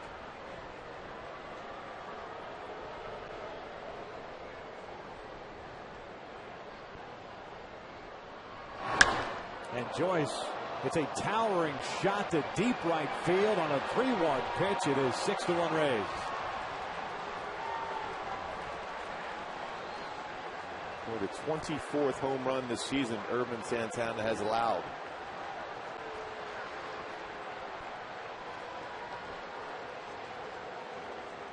Joyce with his 7th home run of the year.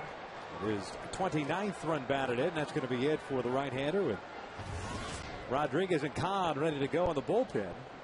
Irvin scuffling to the point where very reminiscent of the start he had against the Baltimore Orioles. Back then he couldn't get out of the 4th. This one he pitches into the 6th, but leaves trailing at 6-1.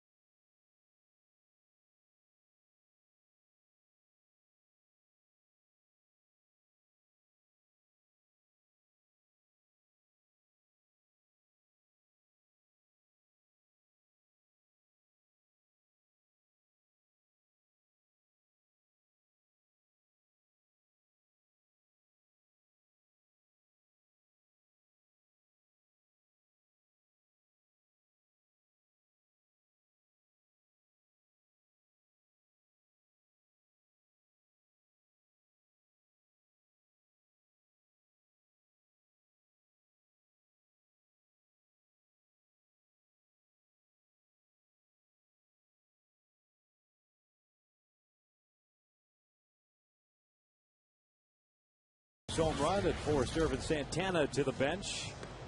5 1/3, 8 hits, 2 home runs, 6 runs all earned. Struck out 6, walked 3, but got into trouble. That happened in the 2nd inning, those 2 walks.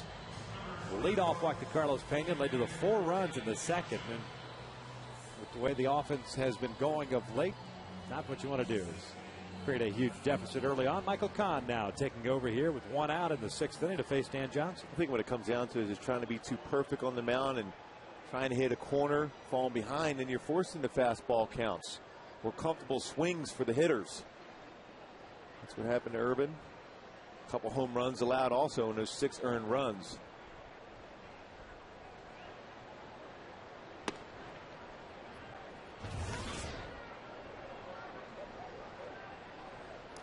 Kahn pitched last night, went 2/3 of an inning. Struck out a man, faced 2 batters. Evens the count at 1 ball, 1 strike. Dan Johnson tonight, the DH, had an RBI double and a run scored to the second. Lined into a double play in the third.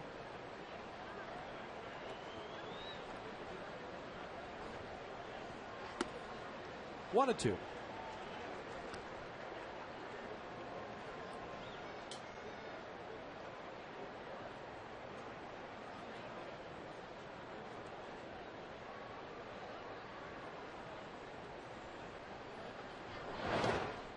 Trying to get up Johnson to chase that slider. Kahn's thrown the ball a little bit more consistent of late. 7 of his last 8 outings have been the scoreless variety. And primarily a fastball slider guy. This one off the glove of Ibar into left center field for a base hit. Boy, Eric looked like he timed his jump. It's about as good as you can.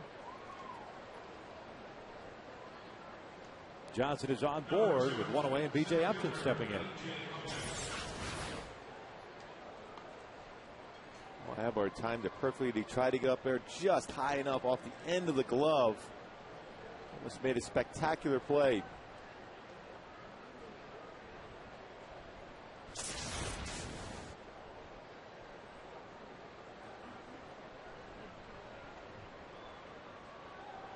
Upton tonight, a walk and a run scored. He's also struck out. So he's 0 for 1.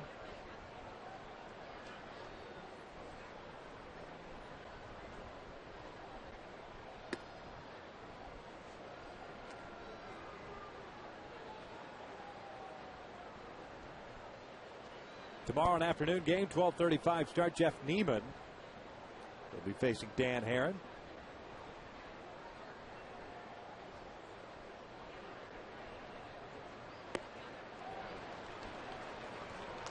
Good fastball there from Kahn. He was counted at 1 ball, 1 strike.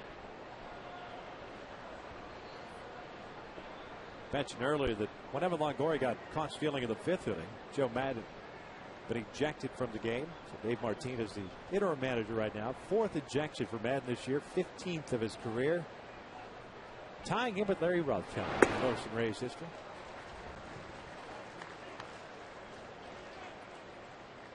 Odds are he's going to break that record. I think he's got a pretty good chance. Well, you have just a pulse on everything, don't you? Master of the obvious. 1-2. Outside, 2 balls, 2 strikes.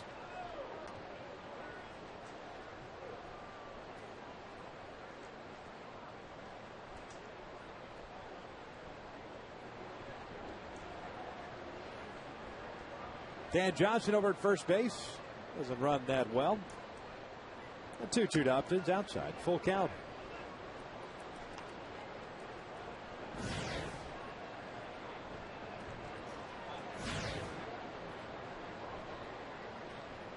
Rather in the bottom of the 15th in Philadelphia, you think Oswald's going to get the game-winning hit? Oh, he's going to hit a home run. Stop it. You heard the call. Walk-off job by Oswald. Seriously. Inside the park home run. A la Benji Molina. Yeah.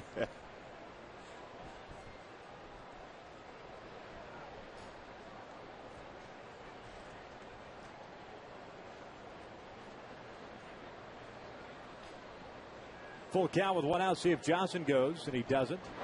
Upton. That's a pop-up on the first base side. Howie Kendrick calls off Juan Rivera. There are 2 outs. Good read by Howie. Well, it's going to be a difficult play for Juan Rivera going back on that baseball. Much easier for a second baseman. Had a good read. Kept his eye on that baseball. Made it look easy in the end. Yeah, much more difficult, especially for a guy who has not played first base. To try to get back there, not get turned around. Not an easy play whatsoever for a first baseman, let alone a guy who played his 3rd career game there.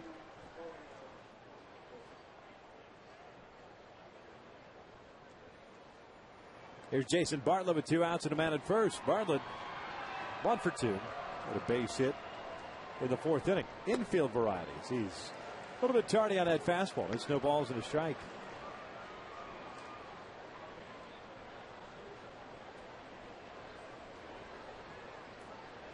You know, speaking of nuggets of information, you know, I can't wait. Here's the 0-1. Bartlett, well, it's going to have to wait. Oh, I hope so. He'll make the catch. That will end the inning. Oh, but stick around. Morsels to come. Into the bottom of the 6th inning. 6-1 Rays.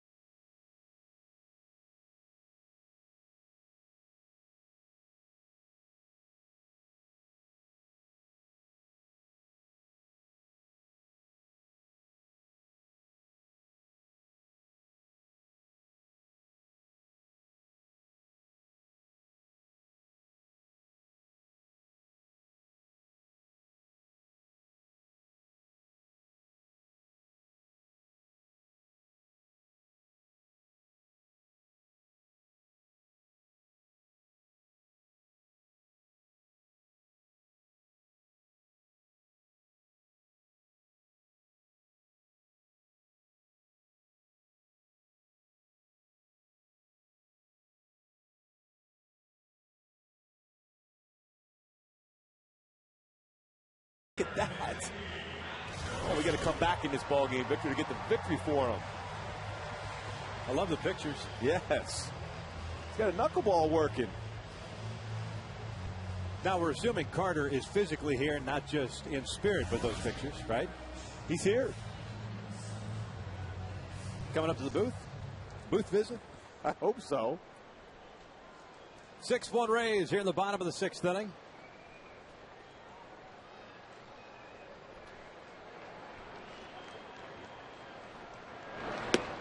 Hideki Matsui takes the first pitch strike here from Wade Davis. Davis 5 strikeouts, 3 walks. Matsui's 2 for 2.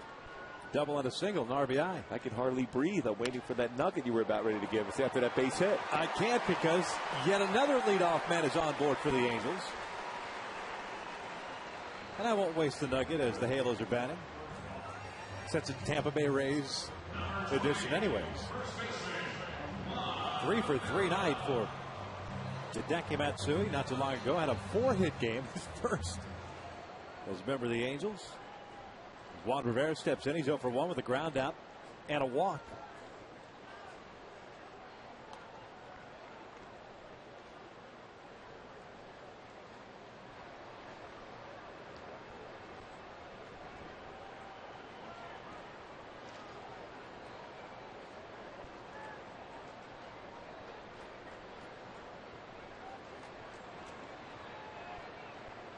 Davis now throwing his 82nd pitch. This is, as we pointed out earlier, his first start since coming off the disabled list.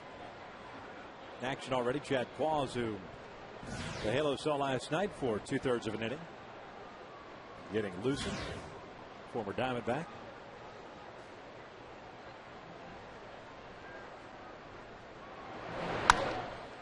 Rivera pops it up near home plate. Pena calls off Jaso, 1 out.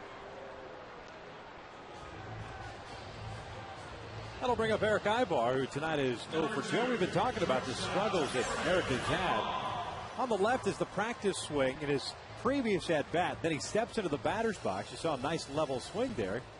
Sees a fastball up, and all of a sudden he goes back to the uppercut swing. Yeah, he wants to stay down and drive the ball top-handed, drive it down in the ground.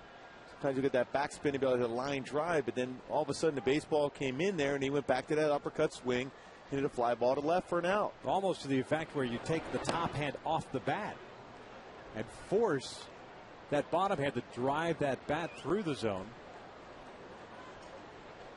But that hasn't been the case basically since that series a couple of weeks ago against the Tigers when he picked up that 5th home run. It was from the left side, a home run out to right field against the Tigers. The mindset for Eric is this got to be line drive, ground ball. Yanks this one into right field. There's a base hit. Good swing there. Matsui heads over to third. Ibar in at second. It's a double. 18th double of the year for Ibar. The Halos have runners at second and third here with one out. Bobby Wilson due up. Good adjustment that at bat for Eric. It was a good level swing. Turned on that, hit that ball right down the right field line. We talk about line drives, ground balls, and that's what he's able to do. Stay back, good balance. Ahead of the bat, hit a line drive for a double.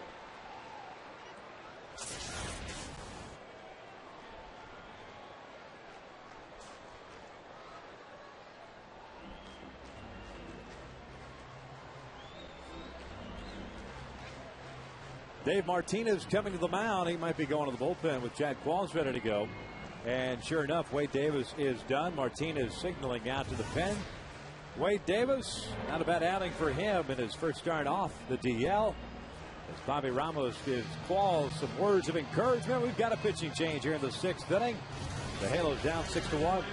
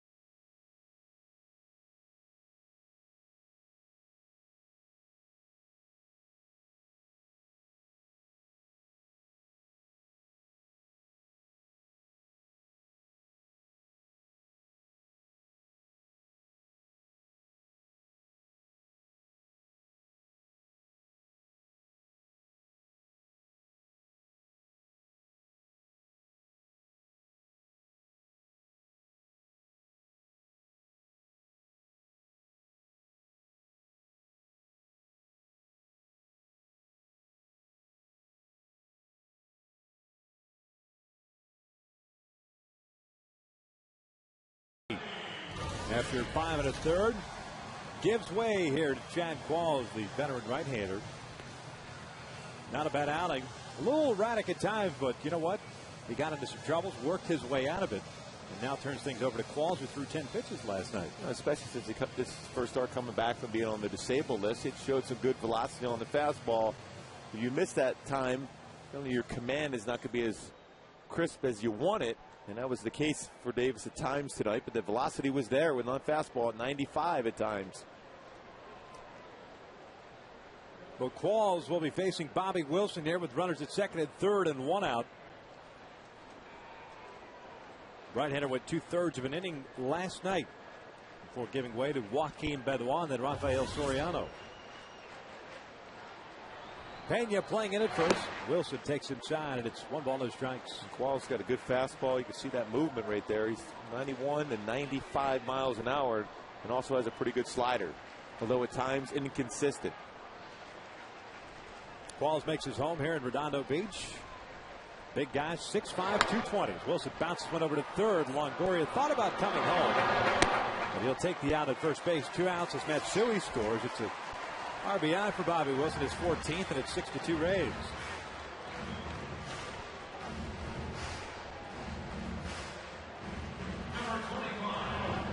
Ibar still at second base, and it's up to Peter Borges to bring him home.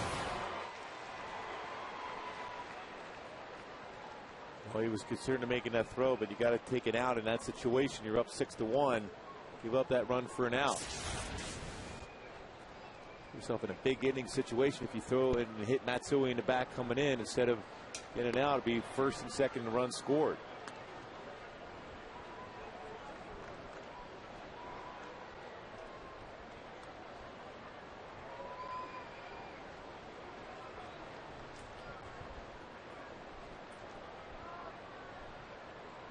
No 1 pitch to Borges. He hits a flying ball to shallow center. Zobrist going out. Upton calls him off. He's down number 3. The Angels get a run and a couple of hits. Leave a man on through 6. Rays on top, 6-2.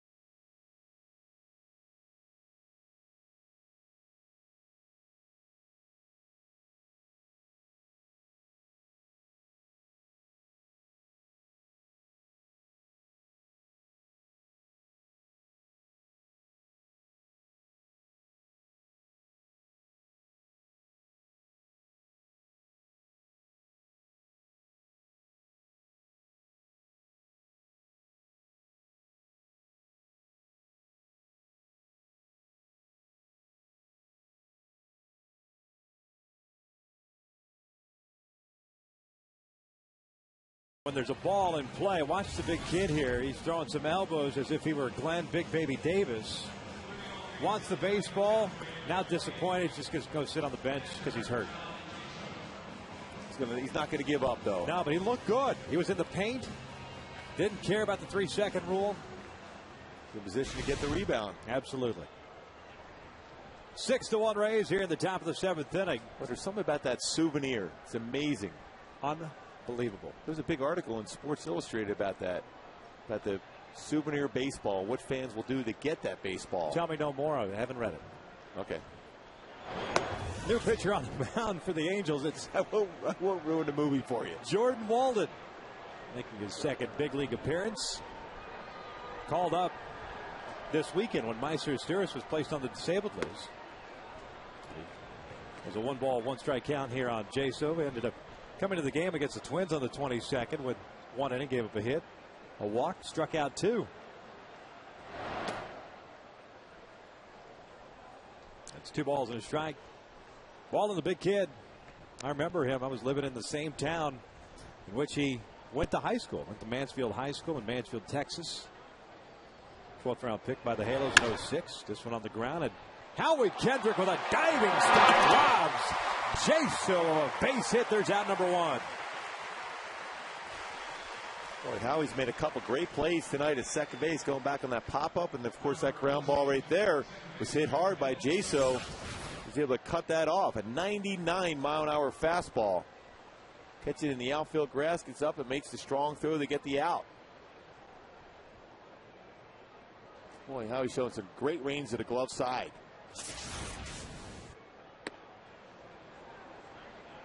That's some pretty good gas.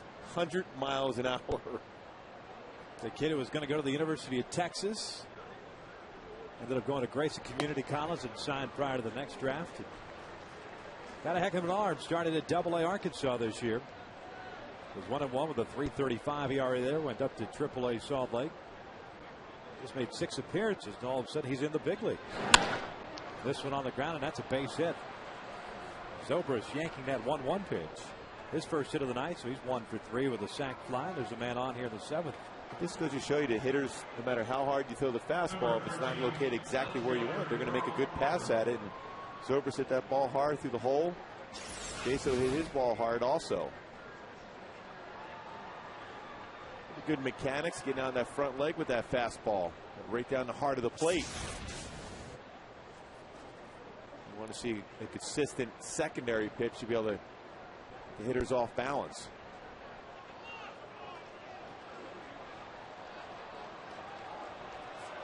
I just wonder why it took so long for them to call that balk. You have to throw over when the man on first, unless you step off first.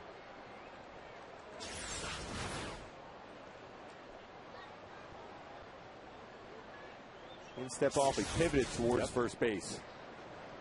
If you step off the pitching rubber, you don't have to throw the first with a man on first.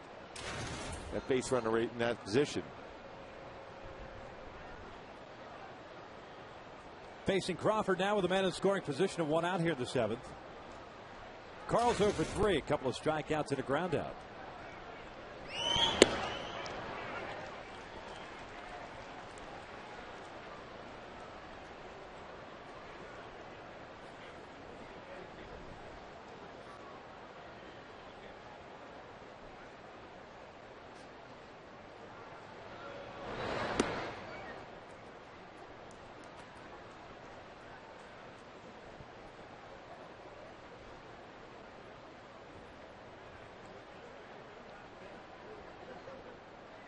One ball, one strike here on Crawford, with Zobrist who had a base hit. Walked over to second. This one over to Juan Rivera. Walden covering, and Crawford is retired for round number 2. Zobrist advancing to third base.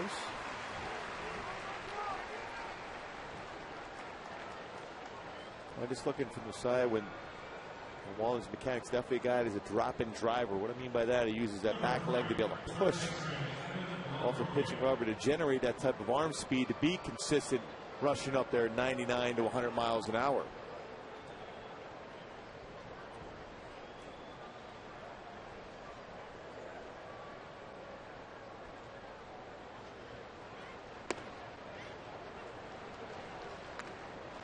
Evan Longoria 2 for 3 tonight, had a home run in the 3rd.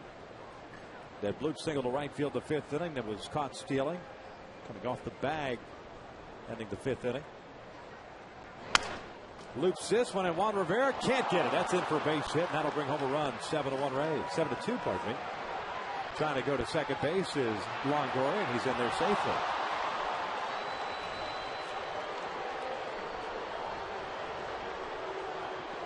Very aggressive base running by Longoria right away out of the batter's box. He sensed he had a chance to get a double off the end of the bat. Just flared it in the right field just over the head of Juan Rivera. Coming in, used the bare hand to be able to make that throw, but Longoria runs pretty well.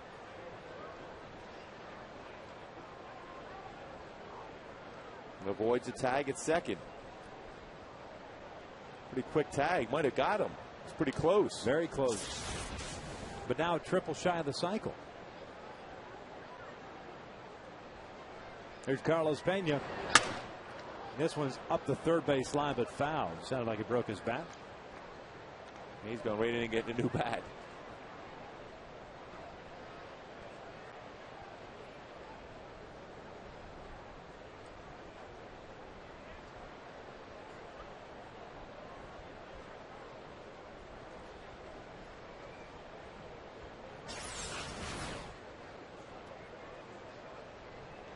Well, that will show exactly what we were talking about. The tag looked like it was applied before Longoria got his foot into second base. Quick tag by Ibar.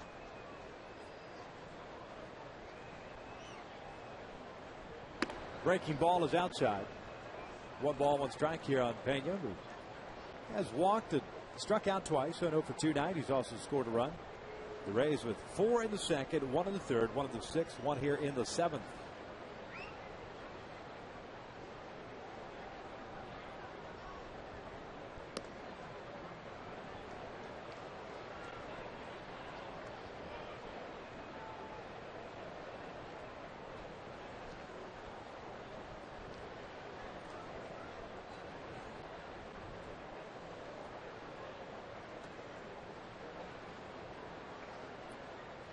And that block, too, by Walden, really hurting him. Putting Zobrist back in the scoring position. Obviously, when you're young and your second time out, the adrenaline's going for you. You almost forget at times where you're at. But the reality is, when you have this type of stuff, and you can rush it up there 99 to 100, the slider looks very sharp too. Just relax and realize if you make your pitch, you're going to get him out whether you're in A ball, double A, or in the big leagues.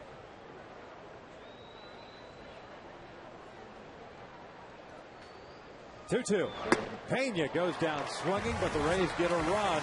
They do it on a couple of hits. They leave a man in scoring position. 7th inning stretch time here at the Big A. Rays up 7-2.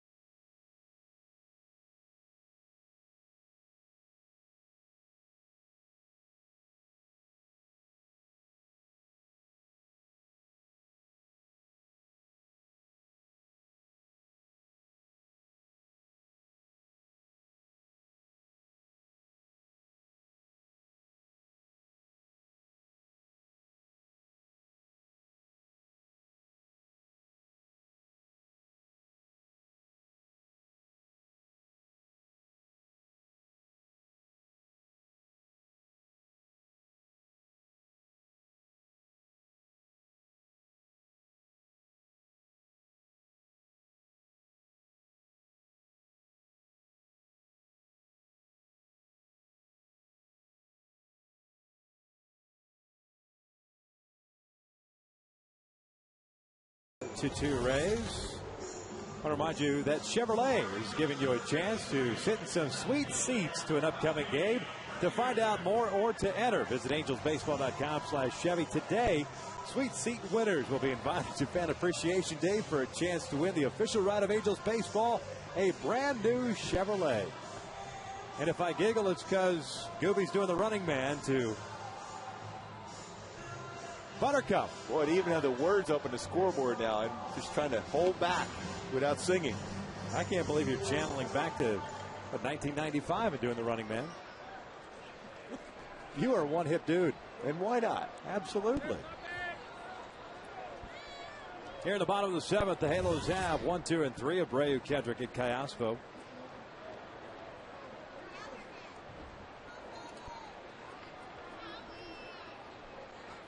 Lance Cormier taking over for Chad Quaz, who went 2/3 of an inning. First time we've seen Cormier in this series. Bobby's 0 for 2 with a strikeout, a fly ball to left, and a walk.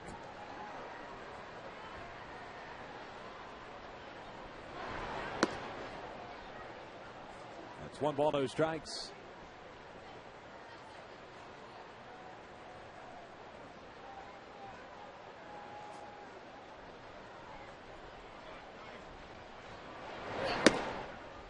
Cormier falls behind at 2 balls and no strikes.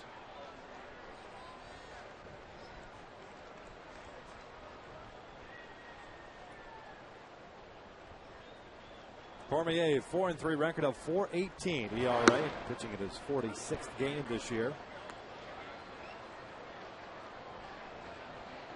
Opponents hitting .293 against him.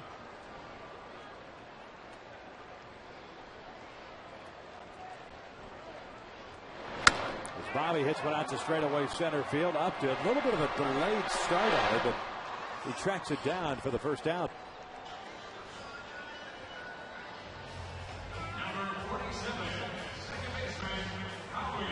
That'll bring up Howie Kendrick.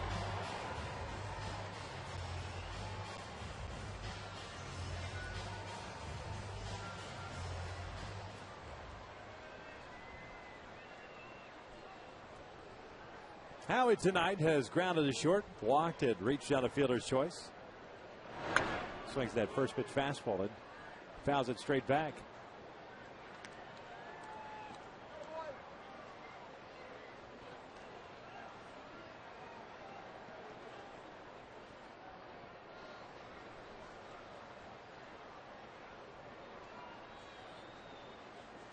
Breaking ball hit well out to deep right center field. Chasing Upton. Back. He's at the wall. That one is gone. Kendrick going Apo Taco. A solo job here, and it's 7-3 Rays. The type of power that Howie has. 10th home run on the season. Now 62 RBI.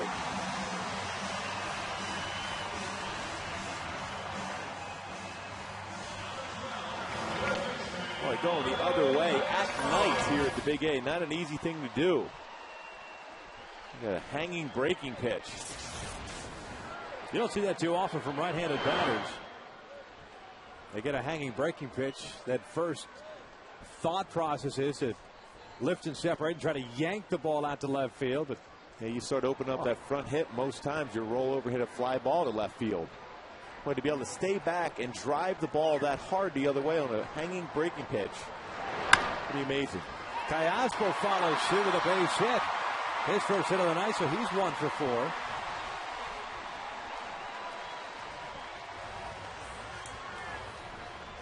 And here comes Torrey Hunter.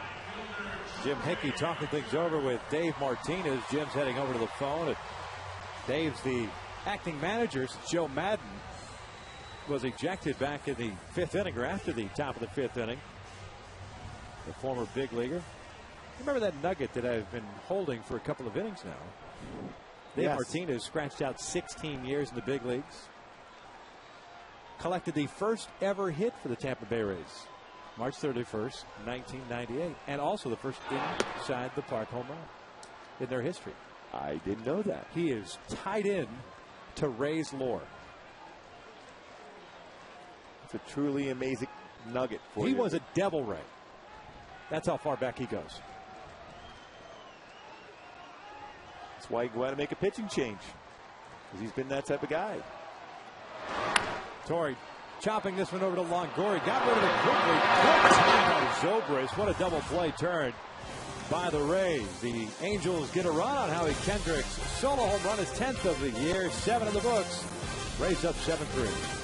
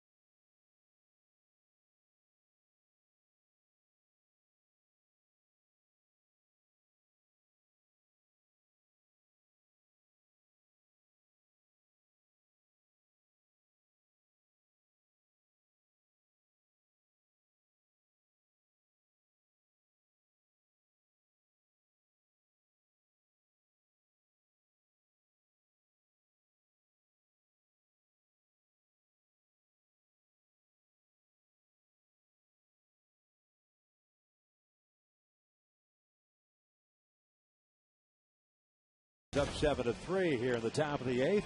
Hey, join the Angels and the baseball tomorrow fun as they host their 5th annual equipment drive this coming Sunday. Bring new or used gloves, bats, or balls to the bins located at gates 1, 4, and the home plate gate. Collection bins will be open from 10:30 a.m. through the second inning. The first 1,000 fans who donate equipment or $10 or more will receive a commemorative All-Star pin. Scott Shields has come on in relief here, taking over for Jordan Walden. Well, that last pitch that Walden threw was 101 miles an hour to get the punch out.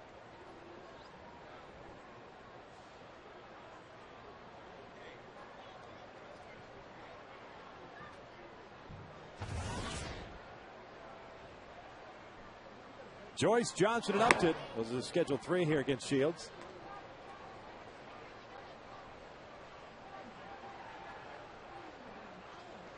Scotty with that 5.75 ERA.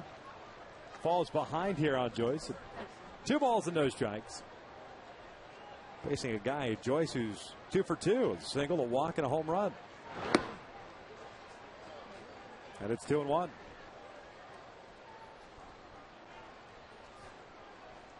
Still good velocity on the fastball for Scott Shields with movement. Falls behind at 3-1. Pitched a couple of days ago against the Twins. Had 1 inning, scoreless.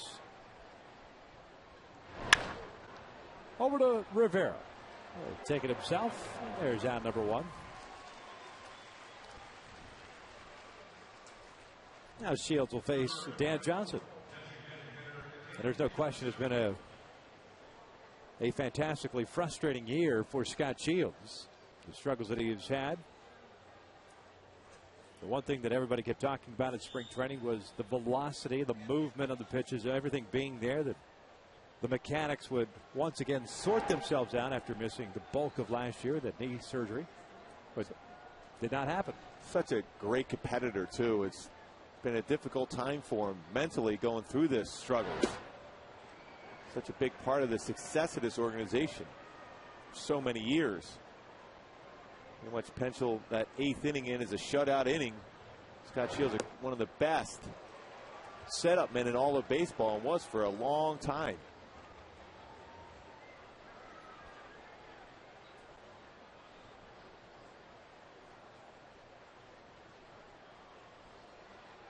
One, 2 to Johnson is inside. 2 balls, 2 strikes. Johnson tonight 2 for 3. RBI double play ball, and a single.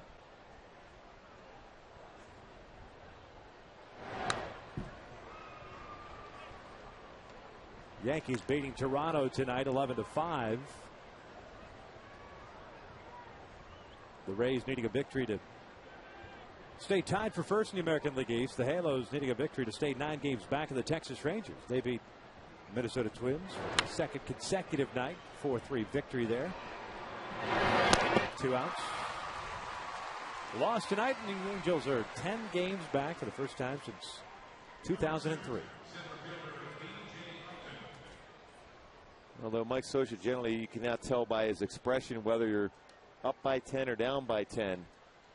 You can see that frustration, especially the way the game was played out early in this ballgame in that 2nd inning, where a lot of things went against the Angels. Not only giving up the 4 runs, but the way they played that inning. Zobrist getting a sacrifice fly on a pop up to short. Guy's not in position to back up bases. It's one thing about Mike Scioscia doesn't like when the guys don't play fundamental baseball, and I think that's something they're going to work the rest of the year. And of course, you're going to see that stress very hard in spring training next season.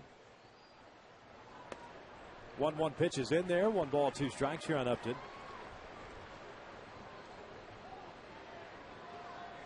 Well, the Angels tonight have not had a clean 1-2-3 inning until now. Scott Shields is the man that does it. Bottom of the 8th, that's where we're headed. Angels down 7-3.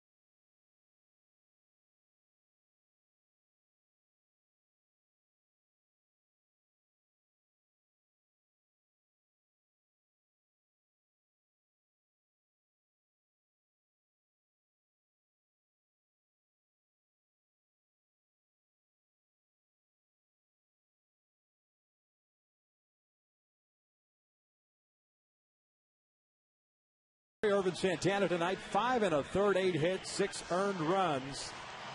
And put the Angels in the hole early with that 4-run second inning.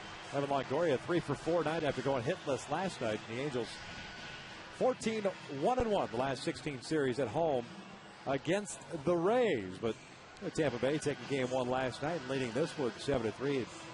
Jeopardy of that changing a little bit. Rally Monkey is come on out as Hideki Matsui will lead things off here in the 8th inning against Cormier. Second inning of action for him. Matsui, a couple of singles and a double. A 3 for 3 night. He's also picked up an RBI and a run scored. Not that far removed from his 4-hit game. But 4 for 4 against the Toronto Blue Jays back on the 14th. Well, it just appears that he's a little bit closer to the plate, have better plate coverage. Made that adjustment. The last 9 games in which he's getting hit after hit, driving the ball well. This one over to Zobrist at second base, got jammed. There's the first down of the inning. That's one thing when you're closer to the plate, you're more susceptible to a cut fastball in the inner half to be able to get jammed. But I think it's still the proper approach for Matsui to get a better chance to hit that pitch on the outer half of the plate well. Well, he's retiring for the first down here in the 8th inning. Brings up Juan Rivera, the first baseman, who's 0 for 2. He's grounded to short, popped down, walked.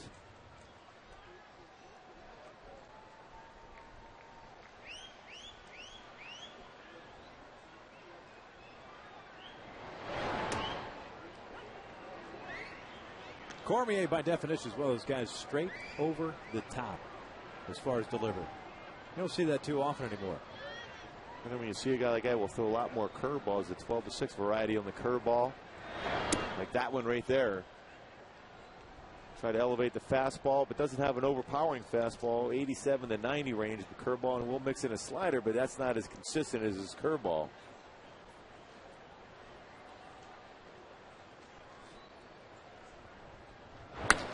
Hard hit and over to Bartlett. He bobbles it. It's still thrown out. 2 outs. See how good hands that Pena has at first base to be able to scoop that throw so easily after Bartlett bobbled it. It's off the heel of the glove, still in position to be able to grab it, throw it. Pena picks him up with that easy scoop at first base.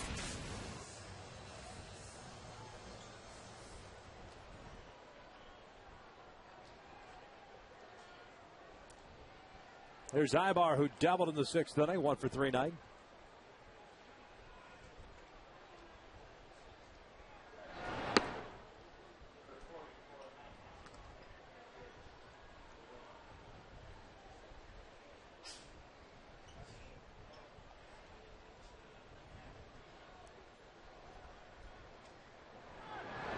One 1-0 pitch.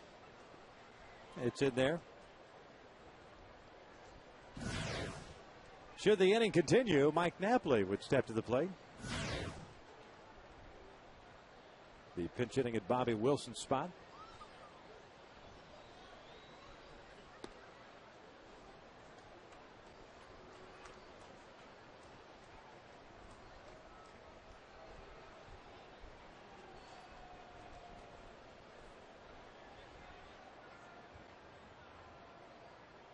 Rays with 7 runs on 11 hits. They've stranded 4. The Angels 3 runs, 9 hits now. They've left 7 on base. Eric Ibar picking up his second knock of the ballgame.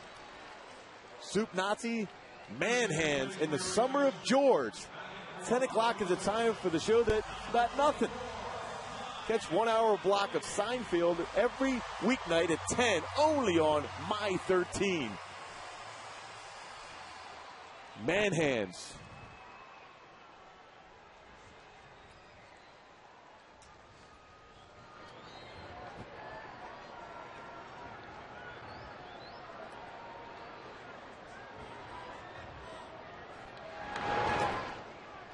Napoli takes that curveball downstairs. 1 ball, no strikes. Bobby Wilson, by the way, ends the night going 0 for 3, but picked up a RBI ground out.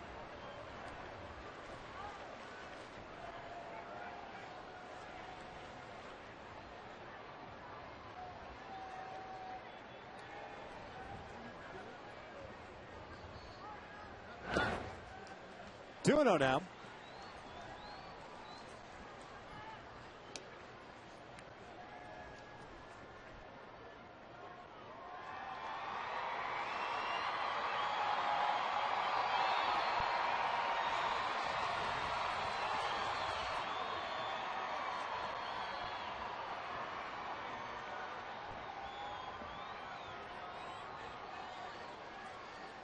Cormier very deliberate out on the mound there with Ibar at first base.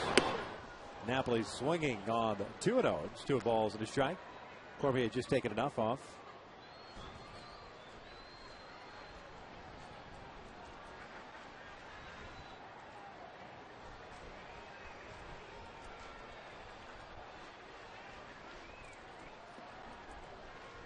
Napoli pinch hit last night for Jeff Mathis in the 9th inning against Rafael Soriano and struck out. Soriano, as a matter of fact, in notching his 38th save, struck out the side in the 9th inning.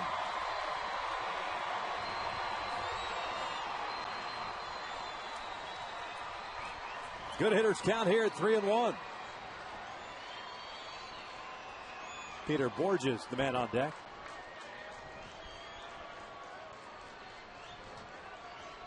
There goes Ibar. That pitch is down low, and that's ball 4.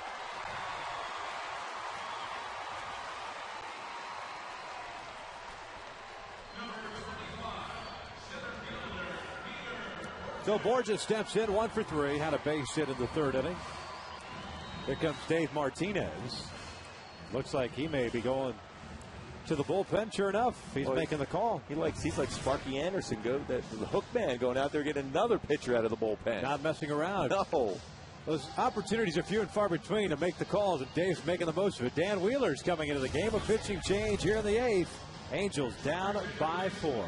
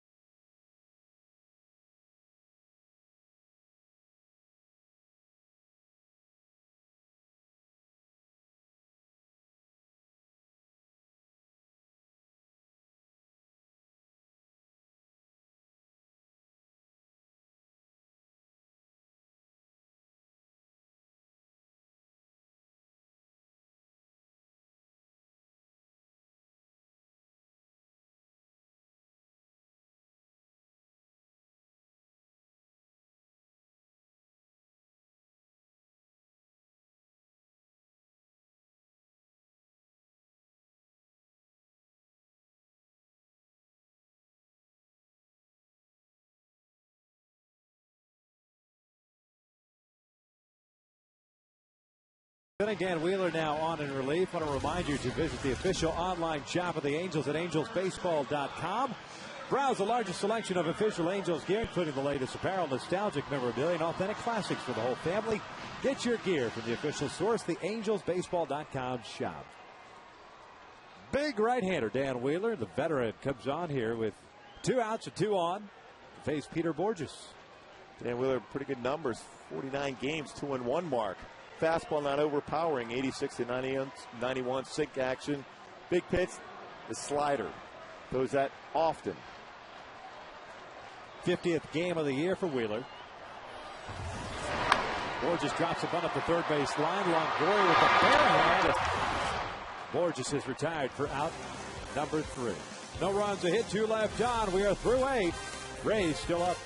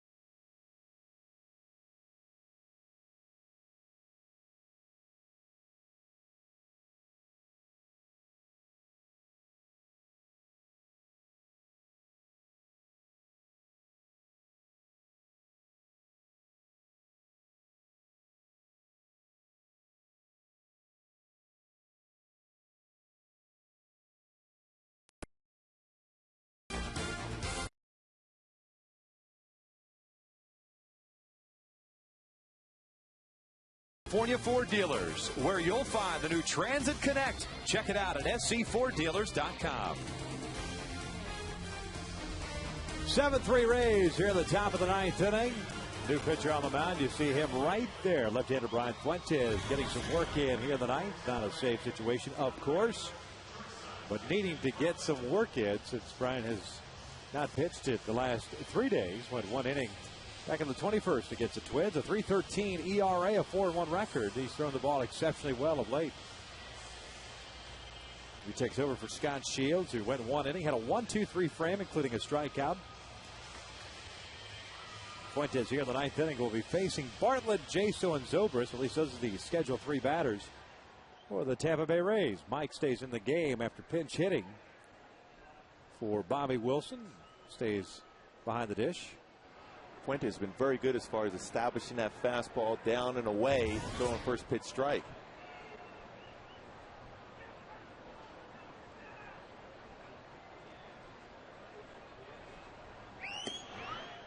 Bartlett takes a strike. The shortstop 1 for 3, had a base hit in the 4th inning. The other 2 times he's hit fly ball outs.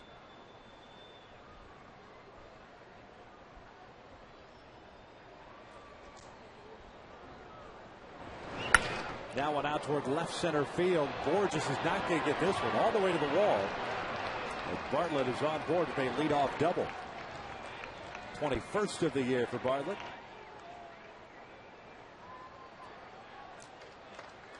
Twelfth hit of the night for Tampa Bay.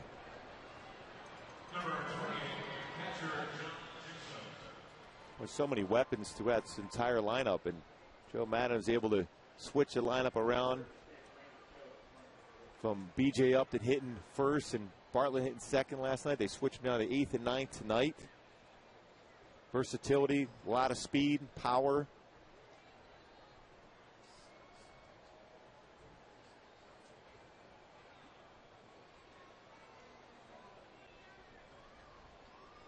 There's John Jaso, the catcher. A 2 for 4 night, couple of singles early on, couple of RBIs.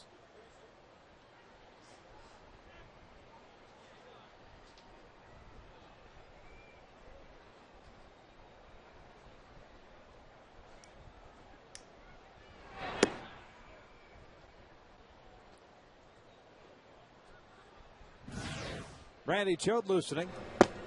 Usually a situational guy. You've got Bobby Abreu leading off the ninth. I wouldn't imagine with a 4-run lead that they'd go one pitcher, make a pitching change, but you never know.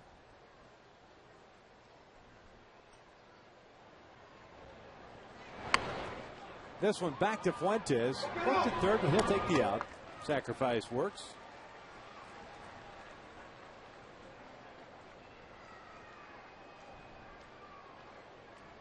One of the situations where Jaso facing a left-handed pitcher might have been comfortable. That's why the sacrifice was put on. It was done well.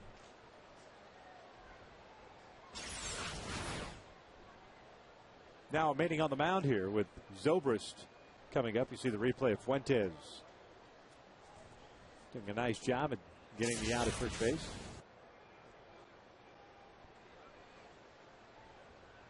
Talking strategy here with Zobrist at the plate and the base runner at third base as to whether or not you're going to come home, play the infield in halfway. But you figure if you're the Rays, you've got a 4-run lead. You wonder if the suicide squeeze is out of the question here. Well, you would imagine you're going on contact regardless. And Rivera, as far in as he is at first base, will lead you to believe that perhaps if Mike's thinking that way. Left-hander on the mound, so a little bit easier with his back to third base. And if you're a left-handed pitcher, what you're going to try to do is throw this fastball. If you hear someone saying he's going home, you have to throw that fastball off the outside corner. Much easier pitch for Fuentes because he has that natural movement off the outside corner with the fastball.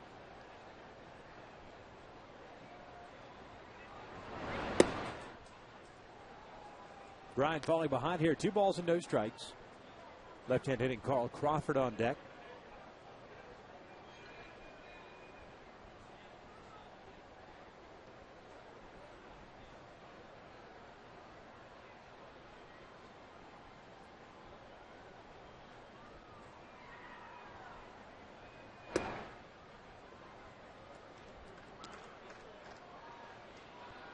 And Bryan falling behind at 3 balls, no strikes. Tomorrow afternoon, the finale of this 3-game set, 12:35 start. Jeff Neiman going for the Rays. Dan Herron, the scheduled starter for the Halos. That's 4-pitch walk. But runners at the corners here, in Crawford coming up. Crawford tonight 0 for 4 with a couple of strikeouts, a couple of groundouts to Rivera. And not a guy that you would anticipate him doubling up.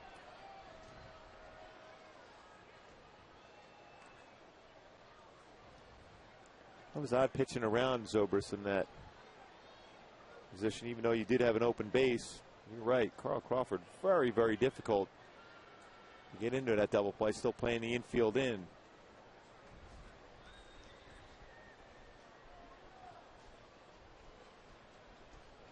Well, you got to imagine with the infield in and Zobrist at first, if he's got an opportunity to take off for second base, take it.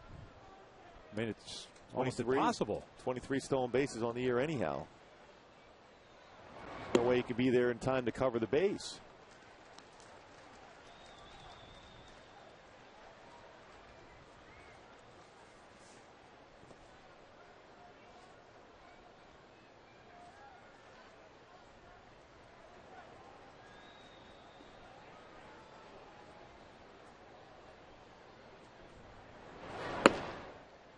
One ball, one strike here on Crawford.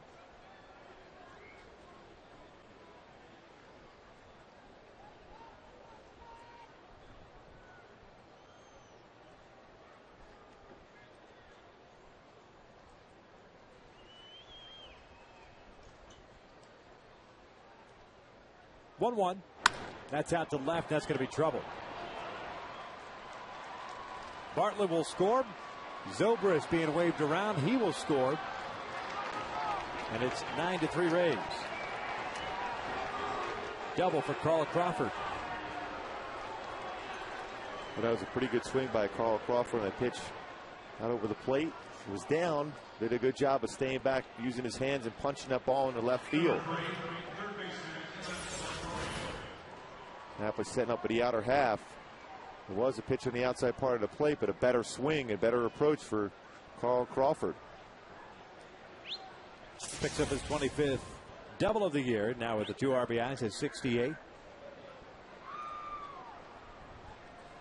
So 1 out, man in scoring position for Evan Longoria, who now is a triple shy of the cycle.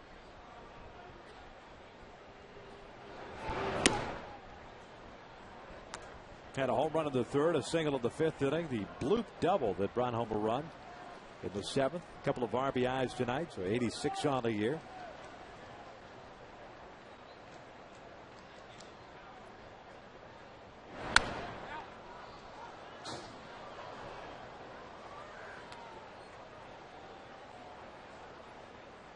It's a 1 ball, 1 strike count. Again, it kind of goes back to that at bat with Ben Zobrist. 1 out and man at third base, kind of almost pitching around Zobrist. Taking your chances with Crawford in the lefty-lefty situation. This one is a foul ball into the seats, and it's 1-2. Yeah, it's lefty-lefty, but Crawford is a pretty good contact guy, so he's not going to hit into a double play, so he's going to put it in play. It's a difficult thing, especially with the infield in. All of a sudden, you become a much better hitter with the infield in. I'm not so sure there was a command from the bench to be able to pitch around him. I think it was a situation where the first pitch was away with the thought process maybe a suicide squeeze was on, then all of a sudden lost command of the strike zone. 1-2, and that is lined in and out of the glove of Ibar. And Longoria will reach.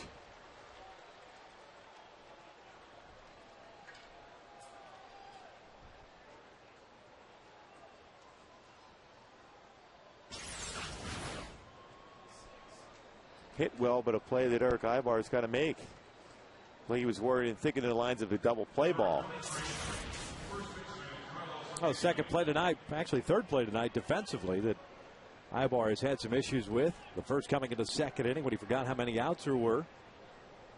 Not wheeling around and firing home to get B.J. Upton that brought home that 4th run.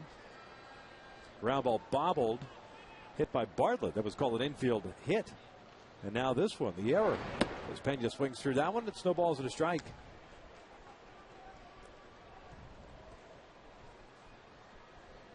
Pena's walked it, has struck out 3 times, so he's 0 for 3.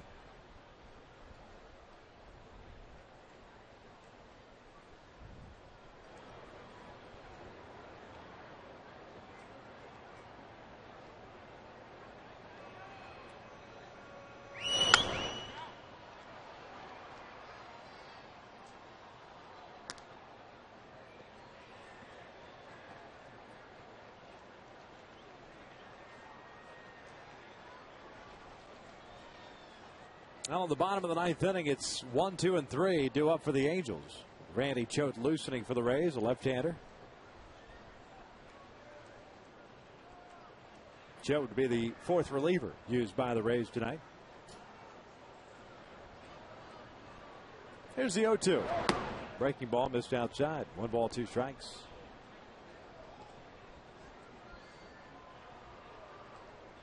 Brian Fuentes, the 4th reliever used by Mike Scioscia. Irvin Santana went 5 1/3 tonight, gave up 6 runs on 8 hits, including 2 home runs. Michael Kahn, scoreless 2/3. Jordan Walden gave up a run on 2 hits in his 1 inning. And Shields a 1-2-3 8th. As that pitch is inside, it's 2-2. The danger's here because if Fuentes throwing a lot of pitches, then with a day game tomorrow, if you get a lead, how effective will Brian Fuentes be if he has to throw so many pitches to get through this inning alone? Saving grace being to Thursday being an off day, so you figure you can go back to back, extend him a little bit, get the off day on Thursday before the Orioles come in on Friday. And we've gone from 0-2 to 3-2 on Carlos Pena. That seems to be the running theme tonight with Pena at the plate.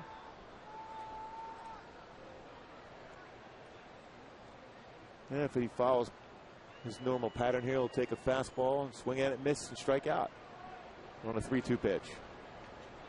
Crawford at second, Longoria at first. And a payoff pitch. Outside, he walked it, and they're loaded up.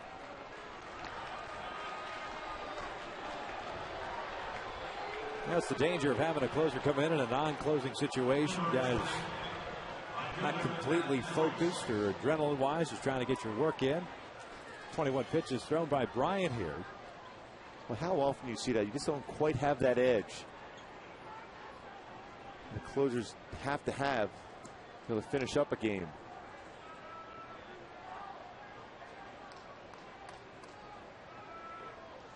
Ten strikes, 11 balls for Fuentes facing Matt Joyce. There's ball 1.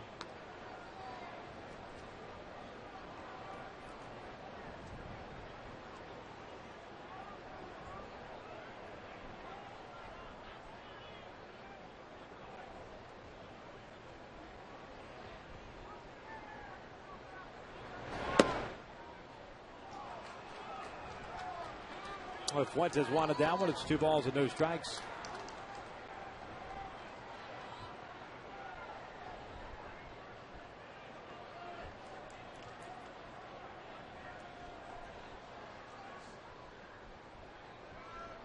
Two-0. 3-0.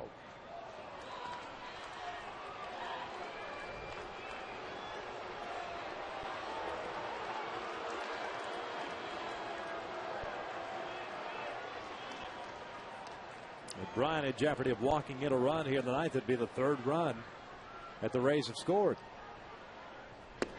There's a strike. The obligatory derisive round of applause.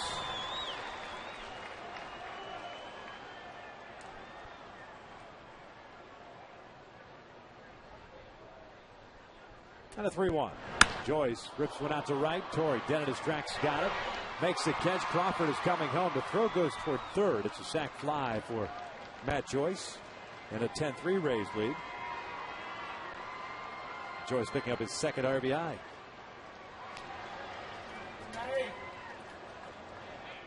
But there are 2 outs now, and here comes Dan Johnson.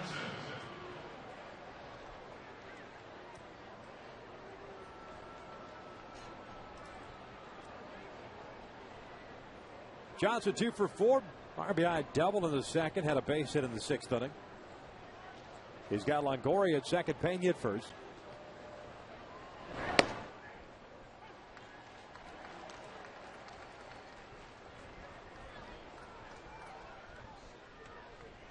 And believe it or not, it looks like perhaps the Rays might be making a pitching change in the bottom of the ninth. There's no way. Big swing and a miss by Johnson. It's no balls, 2 strikes. Looks like Andy Sonnenstein is up and loosening now. Randy Choate was up for a while, the left-hander. Unless Choate finished off just getting his work in, then he's done. Johnson breaks his bat over to Kendrick. That will end the inning. But the Rays score 3 more times here at the top of the ninth as we head to the bottom of the ninth inning. Uphill battle for the Halos. They are down 10-3.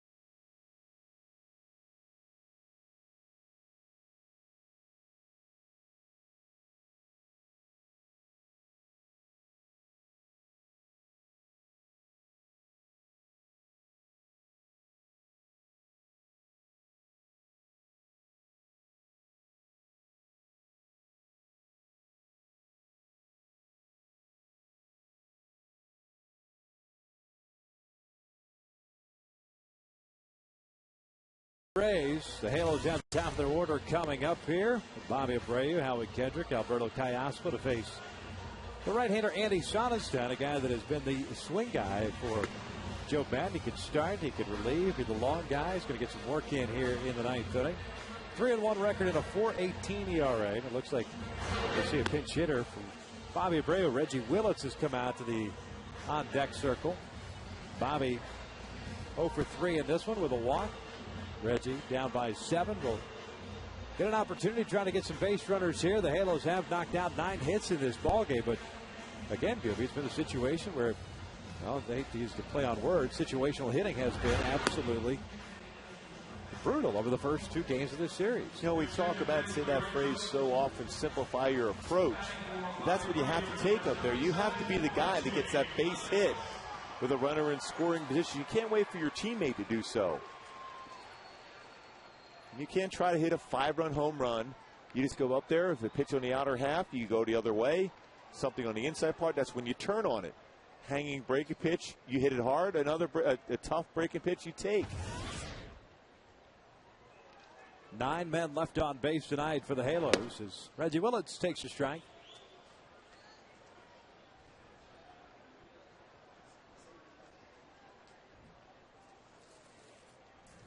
.284 on the year.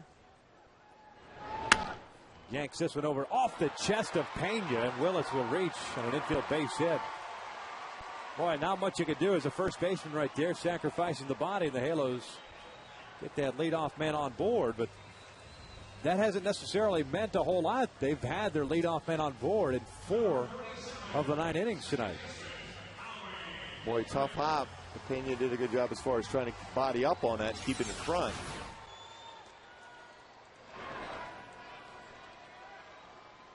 Let me correct myself.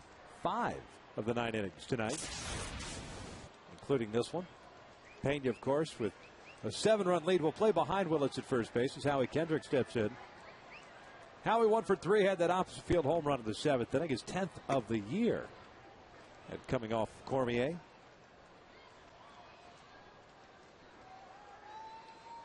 And Sonnenstein is not a guy that's going to overpower you with his fastball. You see that one at 86. He's 86 to 89 on the fastball.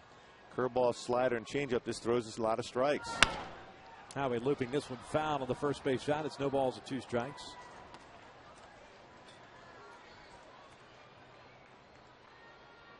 Brandon Wood has come out to the on deck circle. He'd batted Alberto Callaspo's spot.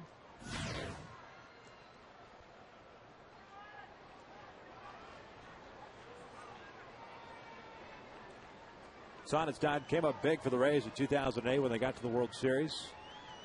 13-game win as a starter as Kendrick hits one out to center. B.J. Upton puts it away, and there's down number 1.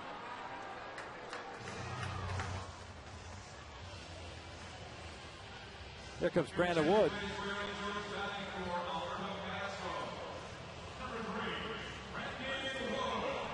Alberto ends the game going 1 for 4.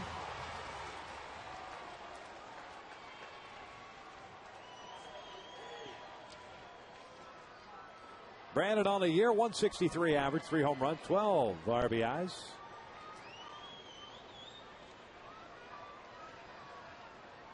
Brandon got started first base at Minneapolis. Reggie takes second on the defensive indifference.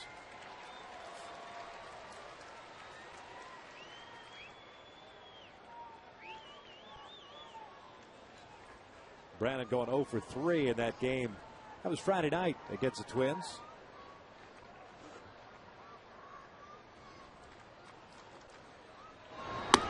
Lays off that pitch. It's 2 balls and no strikes. Just the 5th appearance for Brandon in the last 26 games for the Angels. 2 for his last 25. 2-0 pitch. Let it fly, and it's 2-1. Certainly that's the type of approach they've been looking at for Brandon with a fastball count 2-0. Just let it go. Drive the ball. Don't worry about hitting the ball the other way. Do some damage.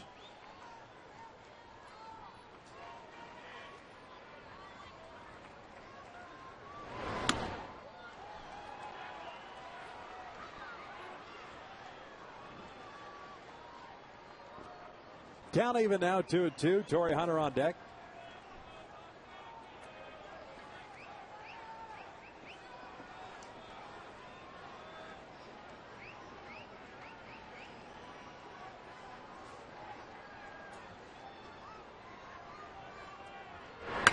Wood yanking now at foul into the seats.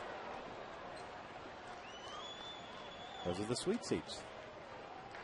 Chance to win one of those shortly.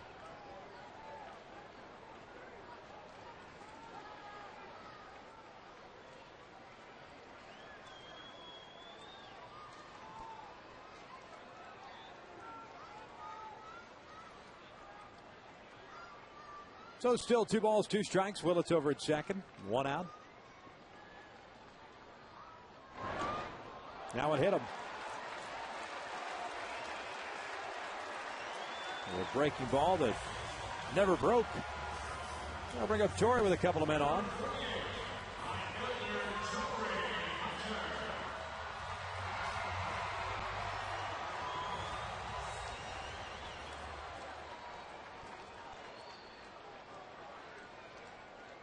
Torrey had a double in the right field corner in the second inning. Came around to score the first Angel run. That was in that second frame. A 1 for 4 night overall.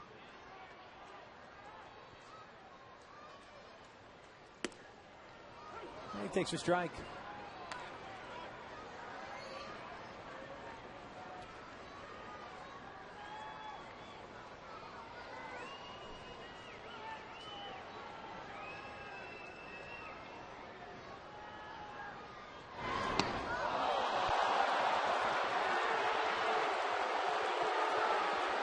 Torrey will take his base. They're loaded up here. A breaking ball again that got away from Sonnenstein.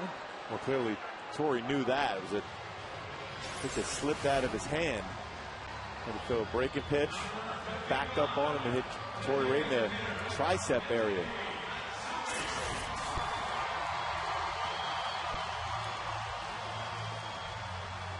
Hey, crazier things have happened in baseball this season.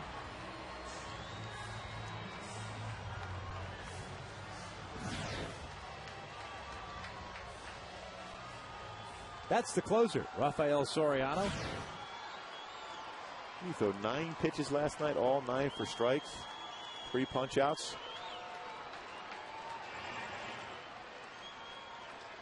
Bases loaded for Hideki Matsui here. Matsui 3 for 4. Couple of singles, a double. Grounded out in the 8th inning. Lays off the curveball, and it's 1 ball, no strikes.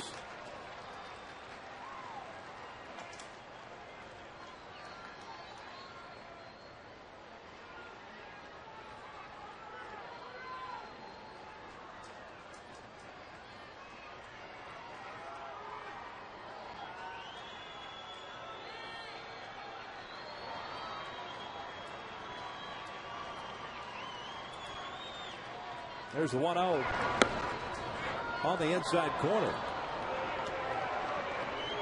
1 ball, 1 strike. The only other game that's ongoing right now is the one up at AT&T Park. The Giants leading the Reds 16-5. That game at the top of the 9th. Everything else is final. Roy Oswalt did not get a walk-off home run for the Phillies. They lost 4-2 to Houston. Matsui fouling this one off to the third base side. It's 1 ball, 2 strikes. I think the guy brought it back into play. He's at the wall and he brought it back. That's what happened. The inside the park home run you predicted? Yes. Because you were planning on having it hit the railing and then come back and play. Yes. I'm with you now. I knew you would be eventually. Takes me a while.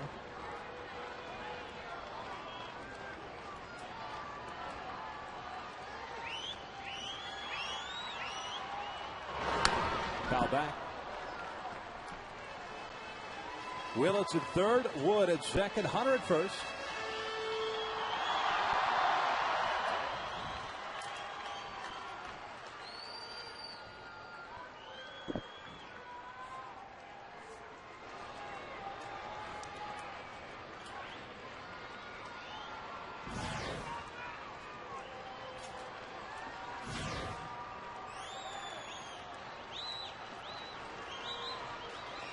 Here's a 1-2.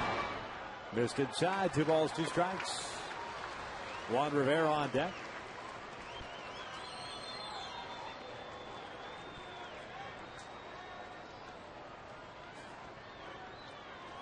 Rangers won earlier tonight, beating the Twins, so lost tonight. The Angels would be double digits back in that American League West. 2-2. Broken back, ground ball, foul.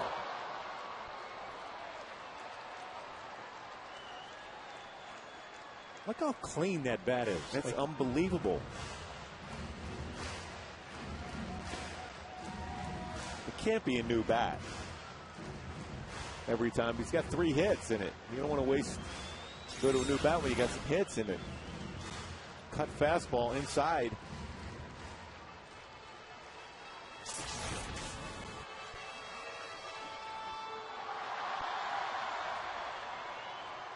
Some new lumber.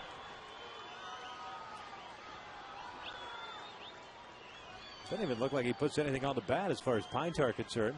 One of those Mizuno bats.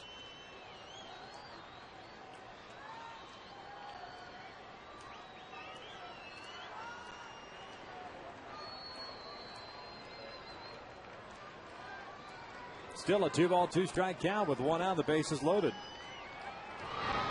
Breaking ball fouled off the left.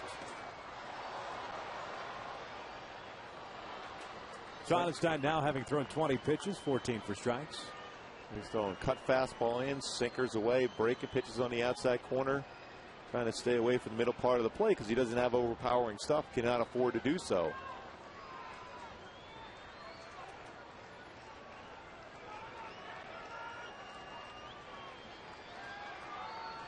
Next pitch will be the 8th to Matsui. And he got him this time with that cut fastball. 2 outs.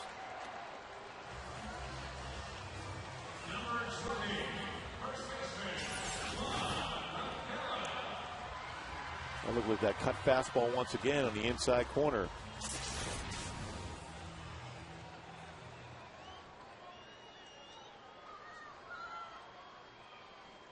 So Rivera, the last hope for the Halos here in the ninth.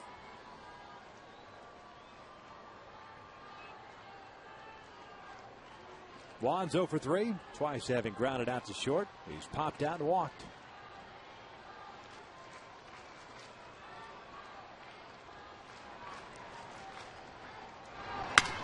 Breaks his bat and bounces one over to second. The game of the Rays have taken the first two of this three-game series. Tonight, the final 10-3. I think what it came down to is the fact that you dig a deep hole once again early in the ball game. You're down 4-0 before you bat in the bottom of the second. Same thing yesterday, down 4-0.